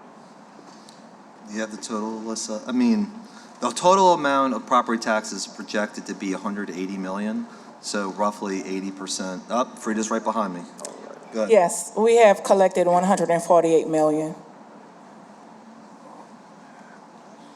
Hold on, Ms. Frida. My math isn't as fast as yours. That's okay. How much does that leave out? So our budget is 180, so 148, 150, 32 million. Thank you. So You're welcome. And of that property tax collected, about how much would go in the general fund versus other entities, schools, levy board, sheriff, et cetera? Yes, so that portion, council member, is the city's portion. So that does not include the payouts that we did to OPSB and all of the districts. That is just the general fund portion. That 180 million is our portion. Okay. Now, Mr. Jeruso, you touched briefly on the, I'm gonna have to ask you to explain this to me, because you and I touched on it, and we both agree it's kind of ridiculous. First, you mentioned, the last thing you mentioned was our outside agencies we're paying. Almost $11 million a year to the DA's office, criminal court, OPCD, what is that? That's communications district. Okay, and a public defender. Can you explain why the city has having to pay almost $11 million a year to these 4 different agencies? Yes. Primarily it comes from state statute, which dictates that the city pays certain portions, particularly for the sheriff. This has been something that's been from time immemorial. I think I've told the story before that my grandfather was sitting right there. He and Sheriff Fody would have arguments about it. So this has been something that has been happening for forever. I also think part of what also ultimately happens, council member, is that public safety agencies frequently say we can't do our jobs without funds that we don't get from the state, which then puts pressure on municipalities to contribute to that funding as well. And look, I will say this, I voted for it, so I mean, I was there, but at the same time, we've also have a parity ordinance between the DA and the public defender's office, which is why their numbers are where they are too.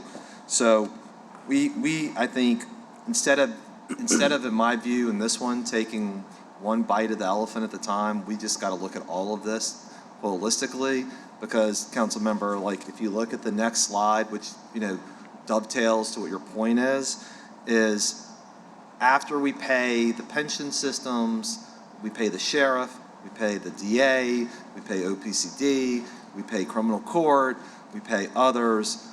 The general fund has already been depleted $200 million. Now, for context, this year, the total general fund, before we recognize additional revenue, is like 799, 999, and 725. It's essentially $800 million. You're taking a quarter of that $800 million off the top before we can knock down the Gall Manor, before I can go help knock down blight in District E, before I can go pick up tires somewhere, before I can pave Bel Air, before we can do, anything that's needed in Central City. Like, we just cannot do all the things that our residents want because that $200 million is being peeled off of the top. And so it's, as I say at the last slide, it is difficult to tackle the city's priorities when so much of this is tied up in obligations that are being pushed down to us. And it's something, and I might let the legislative auditor speak this, it is something I understand the legislature is starting to really ask, because smaller municipalities are saying, we're feeling this burden just as heavily as the city is, and it's spurring conversation. In fact, to Councilmember Morell's point on Emperors, like, the smaller municipalities are actually aligned with the city of New Orleans, which is not something you hear very often, all right? But they are aligned with the city of New Orleans about how to fix this. And I think, Councilmember, as we address this, we need to take the same tact as Mayor Moreno has taken with LMA and work with our partners across the state about how we try and work this out. Okay. I appreciate that breakdown. So that's $10 million, $11 million a year, almost $200 million, $11 million a month, almost $200 million a year going towards the criminal justice system, which we all understand it needs to move smoothly, timely, and efficiently. But are these departments, are these agencies doing what they can to cover, to make up these funds? Well, Councilmember, I would say that I think some of the agencies have come already to us, like Municipal and Traffic Court, and said, here's some of our fund balance. I hope others do. But in all candor, and you and I have discussed this, and it's certainly the way I feel, I don't want to speak for you, we've asked our city employees to undergo furloughs because of everything that's going on. And I know, particularly for people who make less money, people who are working hard, who are doing the city's business day to day, there are so many folks in the city of New Orleans who are taking a furlough. And at this moment, even though there's public safety related, I'm unaware of a secretary or somebody clerical or somebody who isn't doing public safety firsthand who is doing something similar. So we are being held to a tight standard of we're furloughing our employees. We're paying a lot of the freight while we are taking some out of their fund balance by giving less. But at the end of the day, right now, the city of New Orleans is feeling more pain than our partners are. And that's what I wanted to really get at. How can we be asked to take care of other agencies, which are important, but we can't take care of our own employees?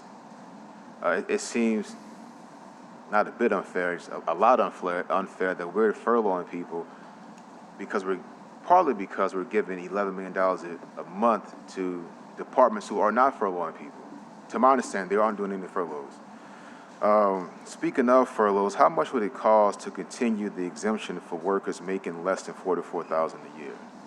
Well, the exemption, I think, is it $500,000 a year, Abby? So it's $500,000 a year, which is kind of why we implemented it. I mean, first of all, we thought it was the right thing to do, and secondly, relative to all the money that we needed, the money is so small that we thought implementing the exemption was important. And do you have a date for when it's going to start? Well, look, all I can tell you is this, Councilmember. The mayor has said, you all feel, I feel, we want to end the furloughs as quickly as we possibly can. Okay. My hope is, and I'm going to nudge a little bit to the man to the right of me, that we can get really close, maybe by the fourth quarter of this year. And the reason why I say that is because if we have the new security device and the money in hand, we also know it won't be a ton of money at year end. If we recognize all of this revenue, if we have additional revenue, and we all agree on what a structural plan is working forward, then I think we have a path to begin discussing it at that point. The biggest thing I just don't want to do at this point is make a promise to people that I or you can't keep, and B, the mayor's texting me at 3 o'clock in the morning because of cash flow issues. I'm thinking about it all the time, and I just feel like the first priority is making sure the cash is there so we pay people, because that's ought to be number one. The next one is how we structure the budget. The third is how we do the fund balance and make sure that we're doing it. So, Councilmember, the goal is to get towards end of summer, early fall, and then re-up that conversation as quickly as possible. Okay, I don't want to monopolize this entire segment, so I'm going to ask one more question and maybe have a comment. My comment is, later this month, our criminal justice partners are going to come in for their quarterly update. I'm going to definitely ask, if not then, before, what are you all doing to prevent us from giving so much money? And I don't know if this is legal, so maybe legislative friends can help me out. But I know in civil district court, everything you file costs $1. Every copy. Can't charge. Can't charge in criminal? It is constitutional. You cannot charge for criminal filings. I was gonna, Mr. Willard, can I skip you for 1 second real quick? So, might want to cut your mic, Freddie, I don't want to do it, reverb. Here's the issue we have, and Mike knows this because he's the legislative auditor. Our criminal court is the only court that gets a direct appropriation from the state for operations. They get $6 million a year in HB1. And that is because, and we put up $6 million essentially, because we have a separated court system. In every other court system in the state of Louisiana, civil court pays for criminal court. The filing fees you collect from filing a petition in civil court basically covers criminal court. We are in a predicament that dates back to the early 70s of Marullo and Alario being in the legislature, where we have a split court system where the state supplements us having a split system. The challenge right now that people really aren't talking about because they don't understand it, with what's going on with the governor and with Mr. Bakla and everyone else, is they are pushing down upon us to have judicial revisit how we organize our judiciary, because they could very easily just cut that $6 million appropriation. And then that $500,000 to criminal court each month becomes $1 million to criminal court each month. And the challenge is that if you look at our criminal clerk and our civil clerk, it's rich dad, poor dad. Our civil clerk is swimming in money like Scrooge McDuck. They have a balance of 25. It's more than that. But even including the reserve they set aside for a new court building, they are sitting on overages that we can only dream of. Criminal court, every criminal court employee in the clerk's office would qualify to not have a furlough because they make less than $40,000. So the challenge we're going to have, and I know this is not our battle, it's the legislature, and that's what they're discussing now, is how does the state continue to justify supplementing one court and one parish when no other court gets money? And why do we have a system? Now, I'm not talking about the number of judgeships. I'm going to put that third rail over here because I'm not even getting in there. But when you have two clerks and one is broke and the city is essentially paying for it, and the other one is swimming in money like Scrooge McDuck, why do you have two clerks in a system that does not work? Because if we look at the clerks separately and look at what would happen if that money was shared, it would take the clerk's office completely off our balance sheet. They could pay for criminal clerks with that money, and we'd have to pay nothing. You could pay for all of criminal court, and we'd have to pay nothing. So there's a conversation going on up there, and whether we decide to participate or not, if the legislature says, no mas, we're not giving you $6 million for your special criminal court, that number goes up by $6 million for us, for the city to have to pay out. I thank you for the explanation. I just want to clarify some comments you made, Councilmember Burrell. I don't want to be taken out of context. You are in no way suggesting we get rid of any clerks. You're just saying clerks should help each other. Well, I mean, I'm saying that however they want to reconcile that relationship, I don't care as long as we're not paying for it. That's where I'm at right now. I mean, I think my situation, what I want to put out there very candidly is, when it comes to that $6 million appropriation, I know Mike is having conversations, we don't have any say if the state cuts that money. It's just an HB1 appropriation. The chairman of finance, the chairman of appropriations cut that money tomorrow, and if we don't have a resolution, our $6 million to criminal court out of the city budget becomes $12 million for it to function. So even though we don't want to be part of that conversation, the results of that conversation will definitely impact the city of New Orleans, even if we sit out of it. Thank you. Councilmember Willard. All right. First of all, I want to thank you guys for coming before us today, putting all this information together. It's very informative. I want to thank y'all for the sense of urgency that you're navigating this budget crisis and looking for ways to get us out of it as soon as possible. Certainly love hearing that we're looking under the mattresses and everything before we talk about, ways to actually increase revenues by fees and whatever else the case may be. Couple of questions. On the pension obligation side, the 200 million that goes to the other agencies and pension obligations, have y'all mapped out how that compares to other parishes, percentage-wise? I was curious to know if that's like I mean, all standard or parishes, high. all parishes that have municipal police participate. Now, the firefighters here have their own system, whereas everybody else. I guess I'm more so talking about the payments to the outside agencies that we were just discussing. Haven't done that comparison yet. Okay. Yeah. I think that would be useful to know as well. Like, are we an outlier? Are we a really bad outlier? I've seen some things down in the weeds that seem to be an outlier, like supplying vehicles to the court system, DA, stuff like that. That's somewhat of an outlier. Most parishes, the DA covers his own vehicle costs, courts cover their own vehicle costs, things of that nature. And council member, I don't want to cut you off, but I want to make sure we complete your answer. I mean, we're doing some analysis right now because the mayor is asking these questions too. Yeah. But we supply cars to outside agencies. We supply fuel to outside agencies. The outside agencies are on our healthcare. Now, maybe we get a better plan, but we got to study that. So it's looking at all the things, some apparently, like, some places haven't had their sewage and water board bill raised since like the 80s. Like, we just got to talk about modernizing and get to that point. But your observation about comparison makes a lot of sense. Yeah, I was just curious, like, are we an anomaly paying, these high monthly fees to outside agencies? And I mean, while you're looking at that, it might also be worth looking at if there are ways to streamline operations. Like, I know the court systems and the city and other agencies, maybe the sheriff, are using different systems and software devices and have contracts with certain vendors. But if we loop everything together, you get economies of scale, which, could result in millions in savings by itself. Well, council member, I want to make sure Councilmember Morell is listening to this. How long have we been asking the sheriff to be in brass, council member?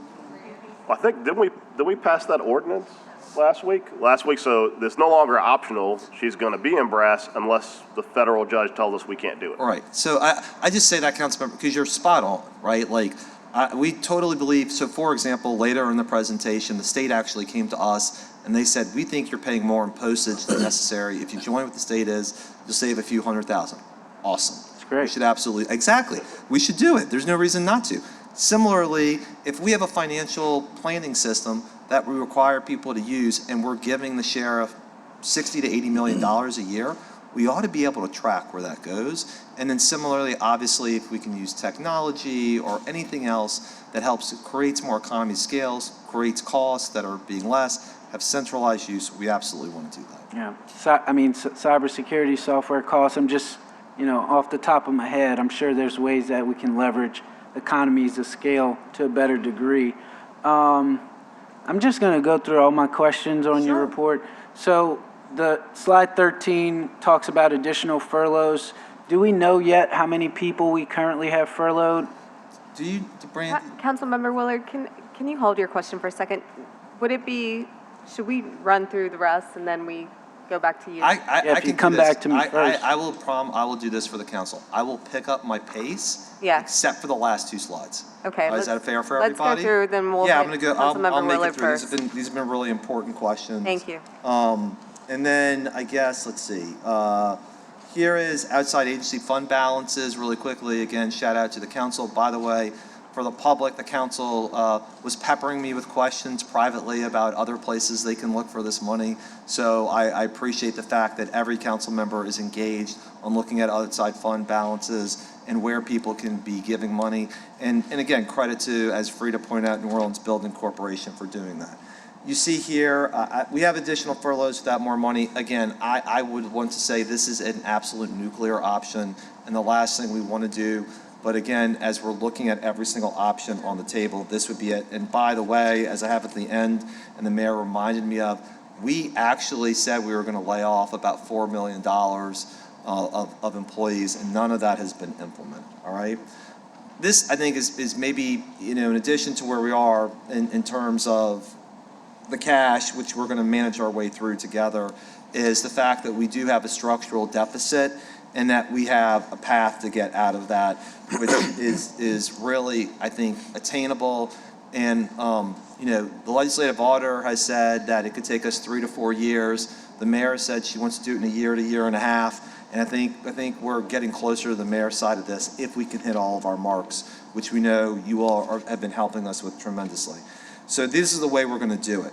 We're going to avoid a revenue anticipatory note this year by bonding out against our general alimony millage. I'll explain that briefly next. Continue with the tighter controls, continue with structural budget reductions, and then you got to talk about revenue. But I very purposely put that last because that is the last thing that we want to do. This, I think, is really the immediate game changer.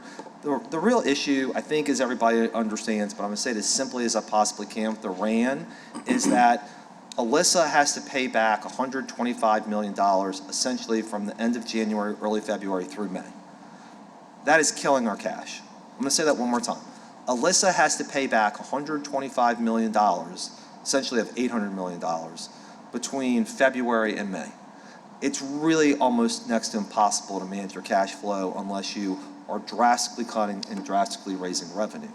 So I really want to credit the mayor and PFM and our outside partners with floating this idea, which I think should have a lot of traction, which is instead of seeking a second loan, a second RAN, what we are going to ask the State Bond Commission for is to bond out against our general alimony millage. All the general alimony millage is our money that we get to general fund. It is unobligated at this point, and council members, here is the key component. We will ask to bond out at close to the same amount of $125 million, but instead of paying all of that back between a 3 to 4 month window, those payments will be made over a 20 to 25 year period.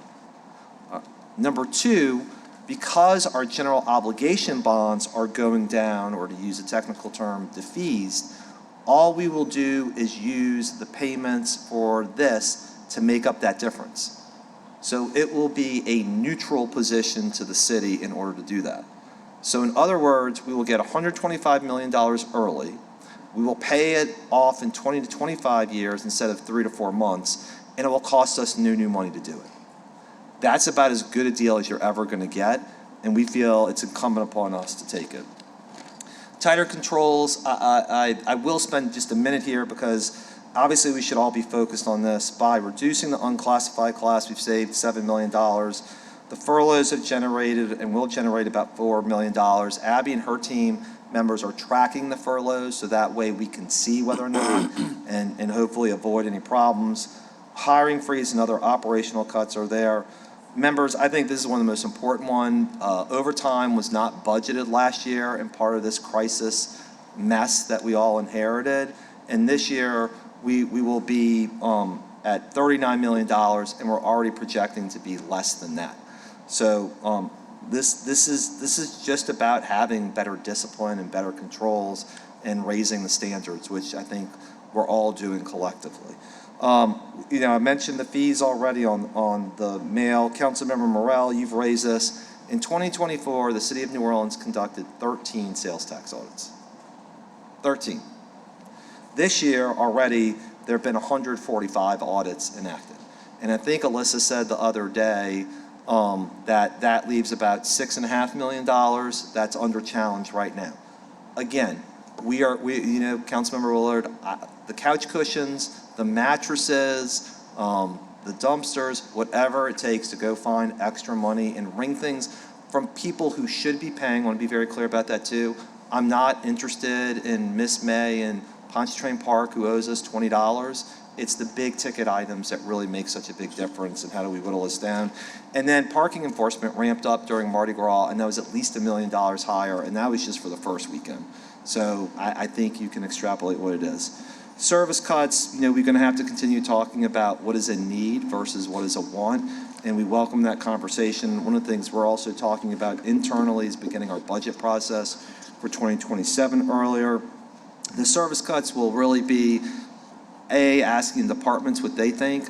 That's going to be tough because departments always want to keep as much as possible. But then working with the CEO team, the legislative auditor, with everybody to see if there are more changes that can be wrong. And then, of course, as revenue-raising measures, we have what you all have really focused on, and I appreciate the conversation a lot, about how to reduce the $200 million per year. We're going to look at a lot of fines, fees, other things that just haven't been raised in years. I mean, it's just time that if you haven't had something, and as I said, the last budget meeting, you cannot expect 2026 services at 2011 prices. Just can't. And so that's what's guiding a lot of this. And of course, that also is part of the reason we're going to go to the legislature and ask for what's going on. This Councilmember Harris is the slide I do want to end with and spend some time on, because if somebody were to say to any of us, what is your plan? What is the City of New Orleans' plan? Because I would submit to you, the City of New Orleans is the mayor plus the council. And so I want to make sure we're on the same page with this. The first is we have to pay off the revenue anticipatory note. We got to do that. We're under financial obligations, and the whole world is watching, and Alyssa is squirreling the money away constantly so we can make all of those payments in due time. Number two, we're going to manage the cash as we need to and as we set out.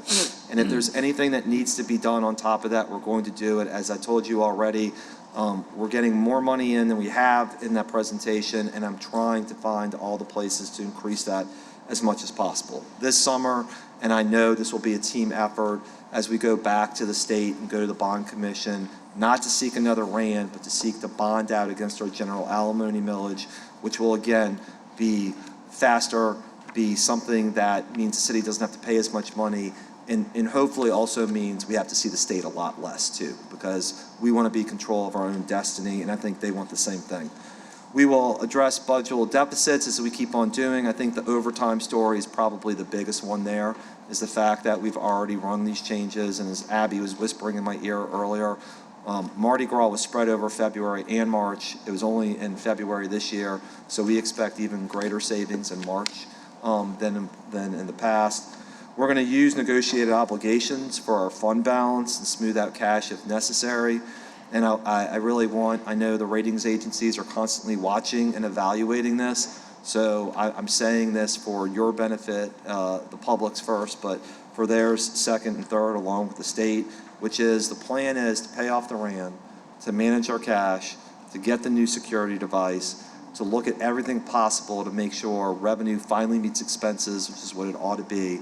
Take the new money that we get in from these negotiated settlements and payments, use that to increase our fund balance, and then we have a really good chance of being much healthier and having the treatment that I laid out work. And then the last one is,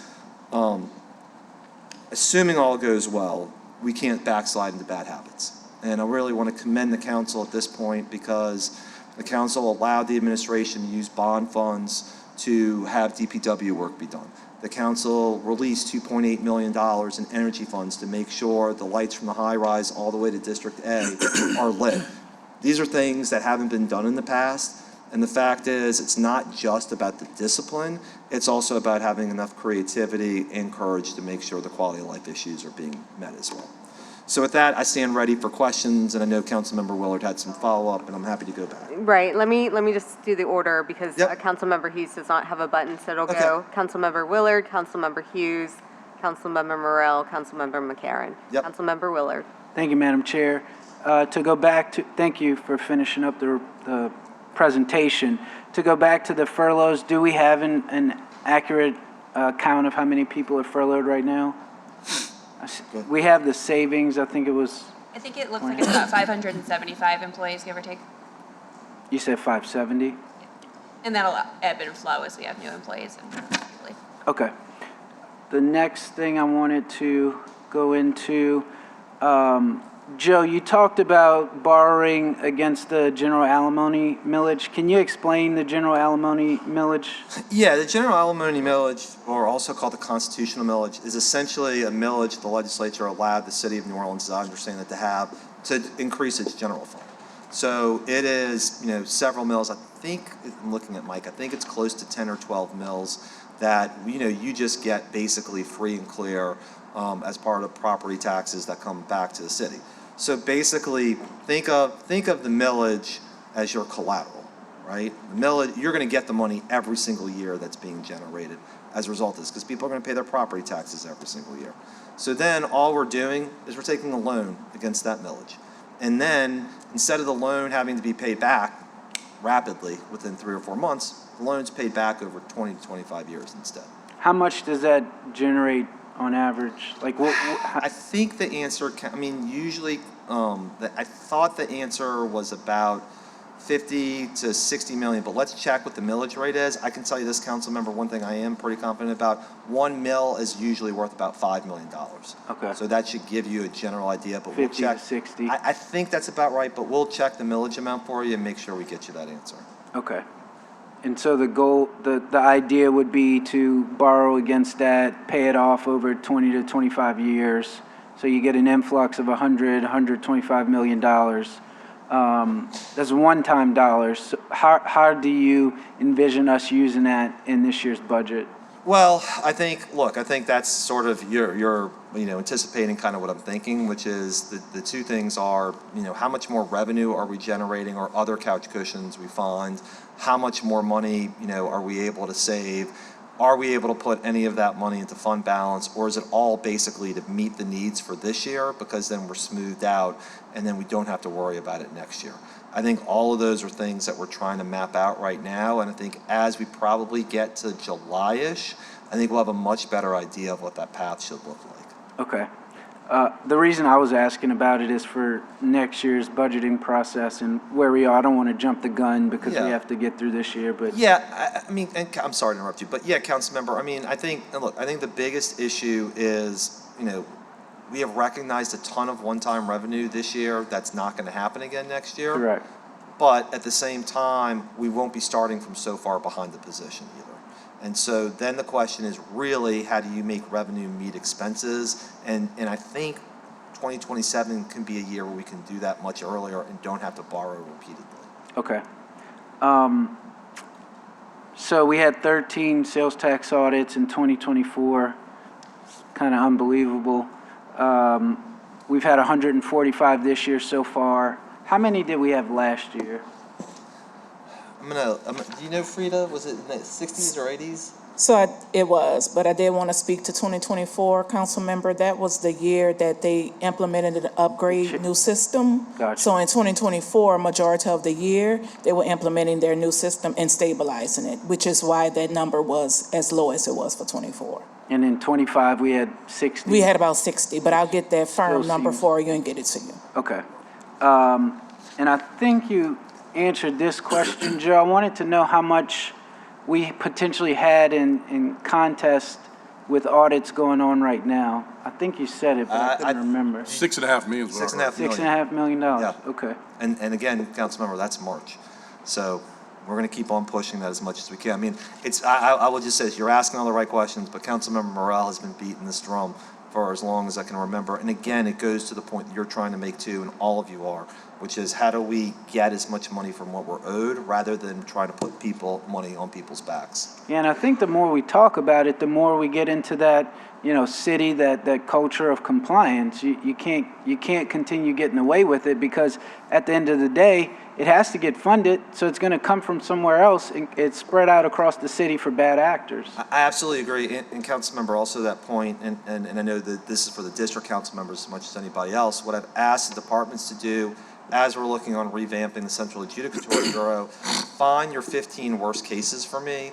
And by worst, I mean things that affect the public most, things that affect the most people, safety and money. Yep. And let's prosecute those first. Yep. Right? Let's get the money that way rather than going after one person who lives in one little part of the city that's piddly dollars that doesn't matter. I understand that sales tax money is typically money they've already collected. Mm-hmm. They're just not remitting to. Correct.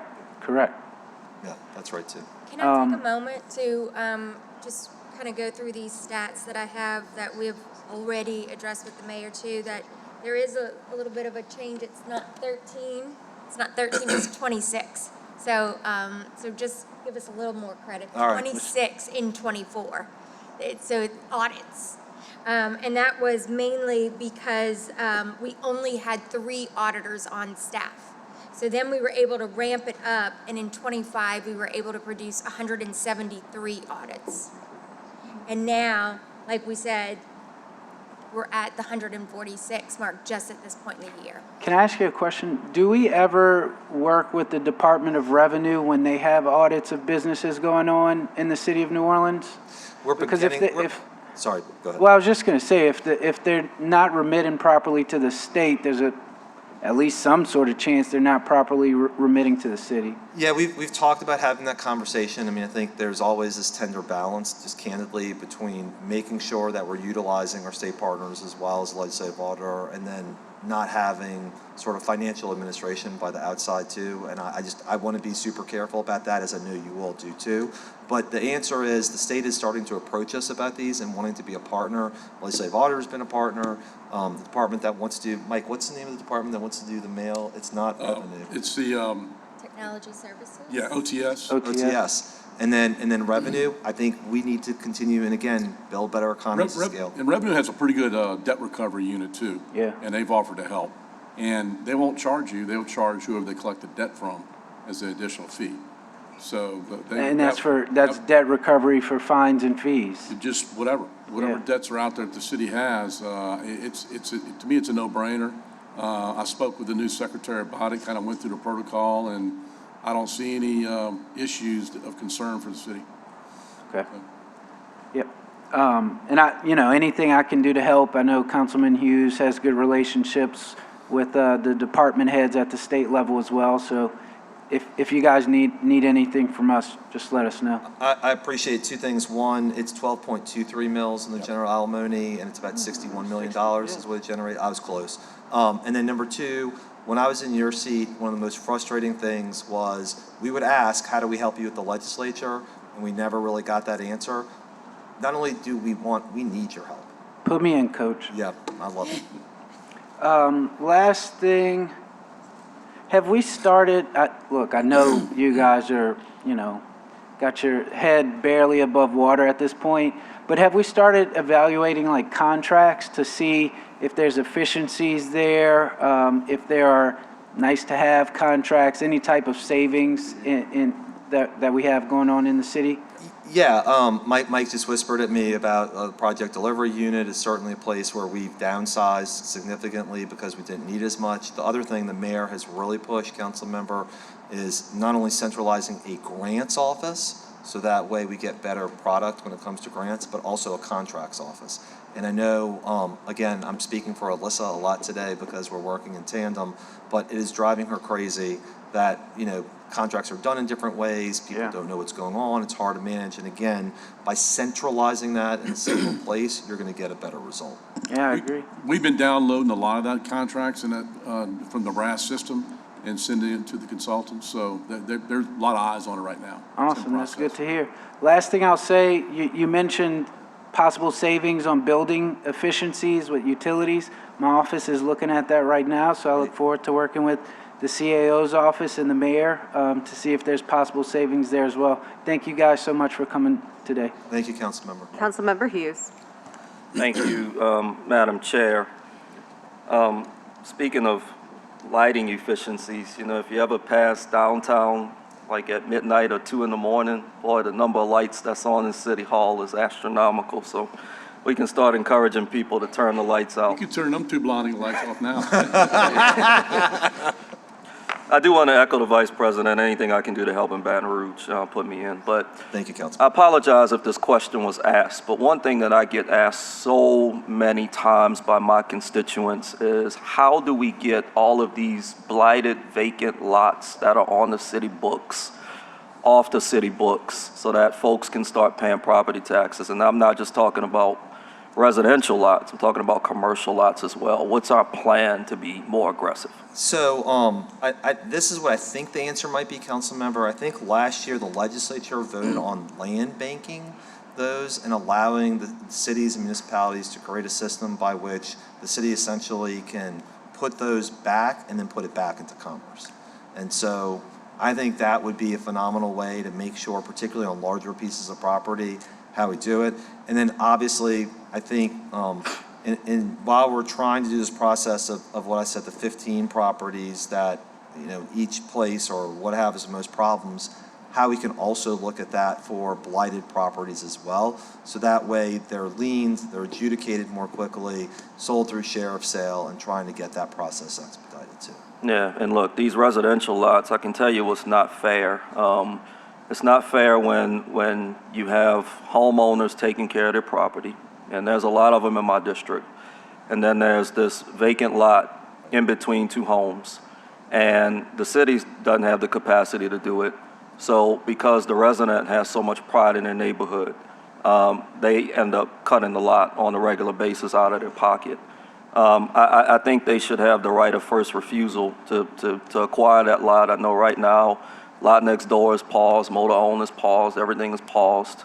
But I just think we need to act with a sense of urgency to, allow residents, because we don't want to change the fabric of these neighborhoods. So what I don't want is folks who live in New York and California to be able to take advantage of some online system and just start acquiring a bunch of lots. Or Mrs. Jones, who loves Pressburg, or Mr. Davis, who loves Kenilworth, let them acquire the lot and pay the property taxes. They're taking care of it anyway. So what can we do? Yeah, I agree, Councilmember.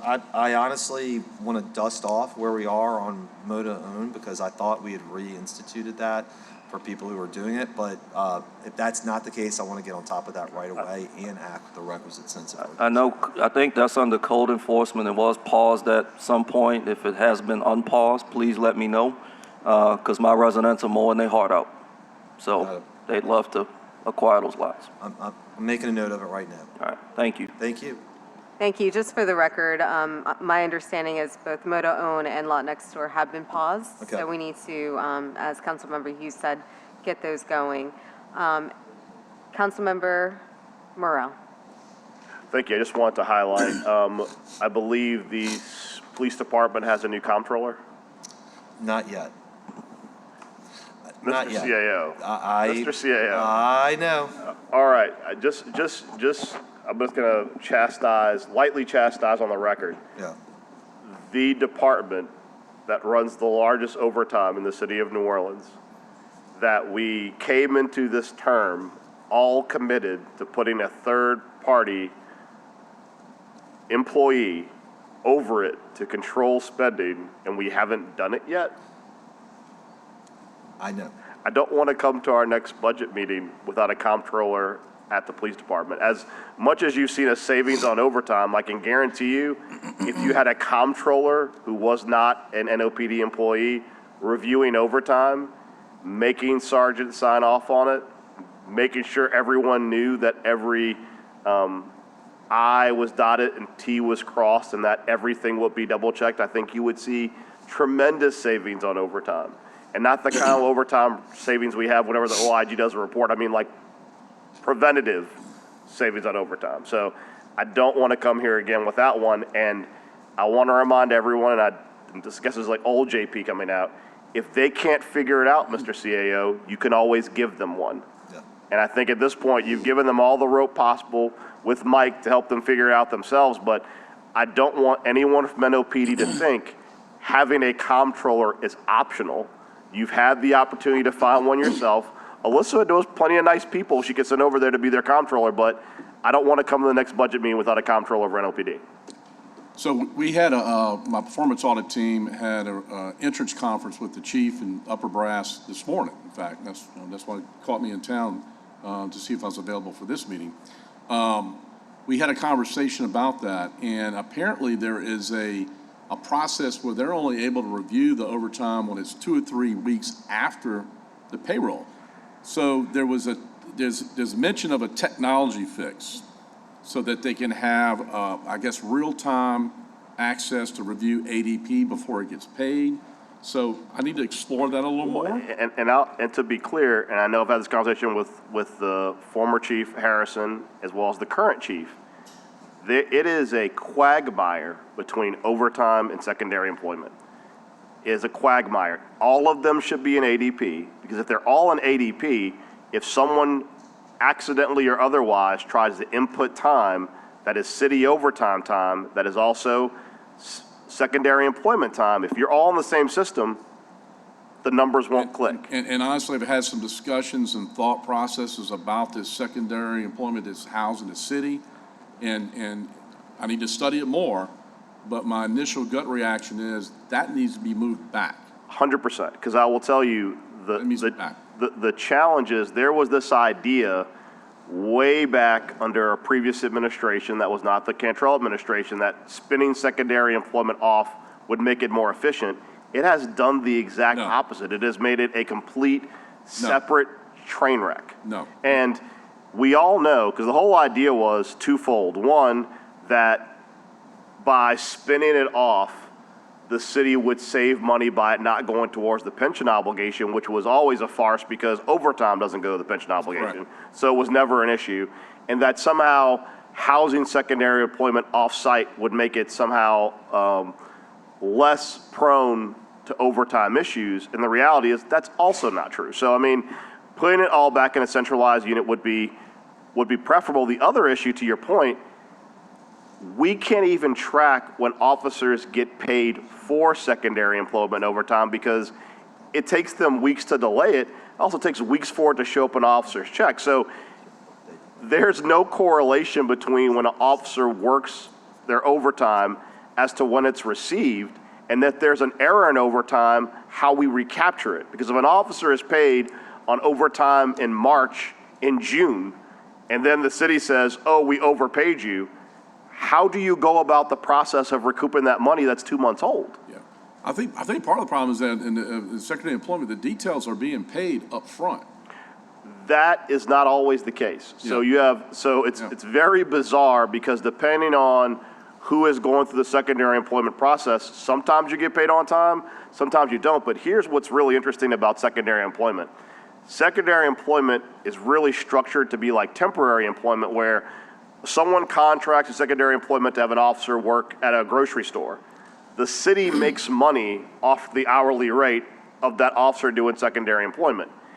The office exists to kind of perpetuate itself when all of that money, if you said, for example, was housed back in the city under an OPD, it could help pay for itself and make the department more solvent rather than propping up an unnecessary department. And solve the problem not knowing where some of these guys are working these off-duty details and shorting a shift at the same time. Correct. Okay, so, when I was sheriff, we took care of our own details and we managed it. Okay, no, you're not working this detail until this shift is full. And that's your time off. They're making more money working details than working on the clock, and that's part of the problem. But so there really needs to be some stricter policies, some stricter guidelines. The only way they can manage that has to be done in-house. Well, and like I said, the secondary employment uses details to fund itself. So secondary employment is selling as many details as they can because it pays their salaries, where if it were all housed within the city in the same department, there's no funding motive. It's sort of like how when the city was making money off of short-term rentals, they were also not really policing short-term rentals because it generated revenue. Once you take away the benefit of manipulating the system runs cleaner. So, like I said, Mr. Druso, comptroller by next budget meeting, or Alyssa can give them a comptroller, and that will resolve the problem. Thank you. Thank you. Thank you. Councilmember McCarran. I think I got most of my questions answered, but can you just go back to the sales tax audits? How much money did you say was potentially outstanding? Like, what percentage of the audits is that? I think 6.5 million is what I heard. I haven't verified that. And how long does it typically take for a sales tax audit to complete? I don't. Frida, do you know the answer to that? Goes through many processes, and then an appeal happens, or there's an opportunity for an appeal. So it could go on for months. Okay. Yeah. Yep. Thank you. Yeah, Councilmember, Councilmember Harris, is there anybody else on the board? Councilmember Green? Councilmember Green. Okay. Yes, thank you, CAO Jeruso and our legislative auditor. And we've had meetings on a weekly basis, so I want to commend you for that, Councilman Jeruso and staff members, because it does help me to get to the bottom of some of the questions that I would ask today. Sure. In fact, we had a meeting just as of yesterday. So, but there's always one thing that's on my mind, and I'll be consistent about it. The amount of investment that the city makes in things that I think belong to the state of Louisiana. You've talked about revenues, but we haven't talked about the expenditure side, where we spend money that, in my opinion, we should be reimbursed for. Last night at 11 o'clock on a state thoroughfare, there was a crime of violence. 6 police officers, New Orleans police officers, had to show up, do the investigation, go into yards in the community, and that was all on a state thoroughfare. At the end of the day, that and other things that we know need to be taken into account when we look at why the city has a tremendous budget deficit. In my district alone on the industrial canal, for example, a state agency collects all of the revenues from the tenants. The Superdome belongs to the state of Louisiana. The arena belongs to the state of Louisiana. The convention center belongs to the state of Louisiana. City Park belongs to the state of Louisiana. Lakeshore Drive belongs to the state of Louisiana. But when there's a need for EMS services, for example, that comes under the state, under the city many times. When there's a need for New Orleans police to respond, they respond in a timely manner, as they did last night, and I commend them for getting 6 police vehicles to the scene of a shooting within a relatively short period of time. Our officers going to the scene of violence. It's something that I've mentioned generally, and I want to continue to mention. I believe that there needs to be a better arrangement and more fair allocation of our expenditures or sharing with the state, and that the state needs to be conscious of the need to recognize that we as a city have tremendous obligations that don't get covered by the state, but we have to make those expenditures. When there is a big event at the Dome, for example, and the revenues go to the Dome or they go to the arena, at the end of the day, many times we're providing police and aren't getting reimbursed for those services. It's just part of the long overall look that we have to engage in when we look at why the city has the budget deficit and why we have a structural issue here at the city. So I just appreciate our meetings. Every time I have a chance, I just want to say that. And last night was a good example of why. Who's going to pay for last night on a state thoroughfare? It's going to be in the NOPD's overtime budget or in their regular budget, or something wasn't gotten done because those officers were there on a state thoroughfare. I just look forward to continuing to work with you and to continue to bring up that there needs to be more fair share, a fairer share of revenues that are generated in the city of New Orleans by state entities that comes to the city of New Orleans. Thank you. Thank you, Councilmember. Thank you, Councilmember Green. I have a couple questions, not necessarily for our team, but for Mr. Wagisback, who has been just fabulous in evaluating what the city has done and what it needs to be doing. So my overall question is, what more can we do? I just think we need to continue this discussion and dialogue, and, every week we discover something new to look at, honestly. Some are surprises, some are not. We just need to keep pushing through it. That's all we can really do. I think this team is finally starting to get seasoned and familiar with the processes and where all the checkbooks are and what they're for. So as we move forward, we just need to continue discussion, and the state leaders will listen. And as far as there's been talk in the legislature, there's been studies and stuff going on and gathering information. Really, the state should cover all the criminal justice costs. It's a state charge, right? So there's actually in every audit report now, there's what we call an Act 87 schedule, pushed by your former colleague, Rep. Tanner McGee, so that we can gather the fees that are collected from all the different defendants and where that goes in an effort to capture the cost of the criminal justice system in the state of Louisiana, so that they can better model this out and figure out the state funding that goes down to the decision municipalities. But I think we're just going to keep doing what you're doing. The biggest thing I see is you're now having a monthly update. That was going to be my question. And that's huge, just to be able to provide those numbers of January and do that every month so that we can begin to find out what's up, what's down, and great questions on the sales tax, property tax, where we are with that. And we're going to get some big wins soon. I really think it's going to be tough through August, but I think we're going to be surprised with some big wins, just some things that can't really share, just working behind the scenes on. And I think when all it comes to fruition, the mayor may beat my expectation as far as turning this around. You need $200 million in the bank, fund balance. That's got to be a goal. And that's where we were at the beginning of 25. It's just this, this free-for-all overtime was the biggest thing I saw. And we didn't have guardrail. Now, meeting with Kirkpatrick this morning, very sincere about the overtime. They're coming under. And I think they put the guardrails back up, and we're going to work on that NOPD next to create more efficiencies. That was the beginning of that project today. And they can backfill that labor force with drone technology, et cetera.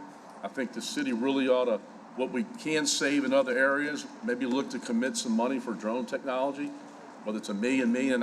It's really working well in other jurisdictions as far as response time. And it's technology is the answer to backfill for a labor shortage in the NOPD. So that's some things that we're going to kind of present in a report to you guys to consider. And how much longer are you with us, Mr. Wagisback? As long as you want me here. I know. Forever, right, exactly. No, I appreciate you. I know the council appreciates your work and your availability to talk with us about what we're seeing and our concerns that we have. I do think that reporting on a monthly basis is where we need to be. If we could get even more frequency, I think that would be fantastic, and I know you're working on that, Alyssa. Any other questions from the dais? Any online comments? Any last remarks? No, all I want to say is obviously we started with the starkest news, but the bottom line is we're all working together, and you holding everybody to account as a council is going to get us to where we need to be. Thank you. All right, thank you. With that, I'll move to adjourn. Can I get a second? Councilmember Willard, all in favor? Aye. We are adjourned. Thank you.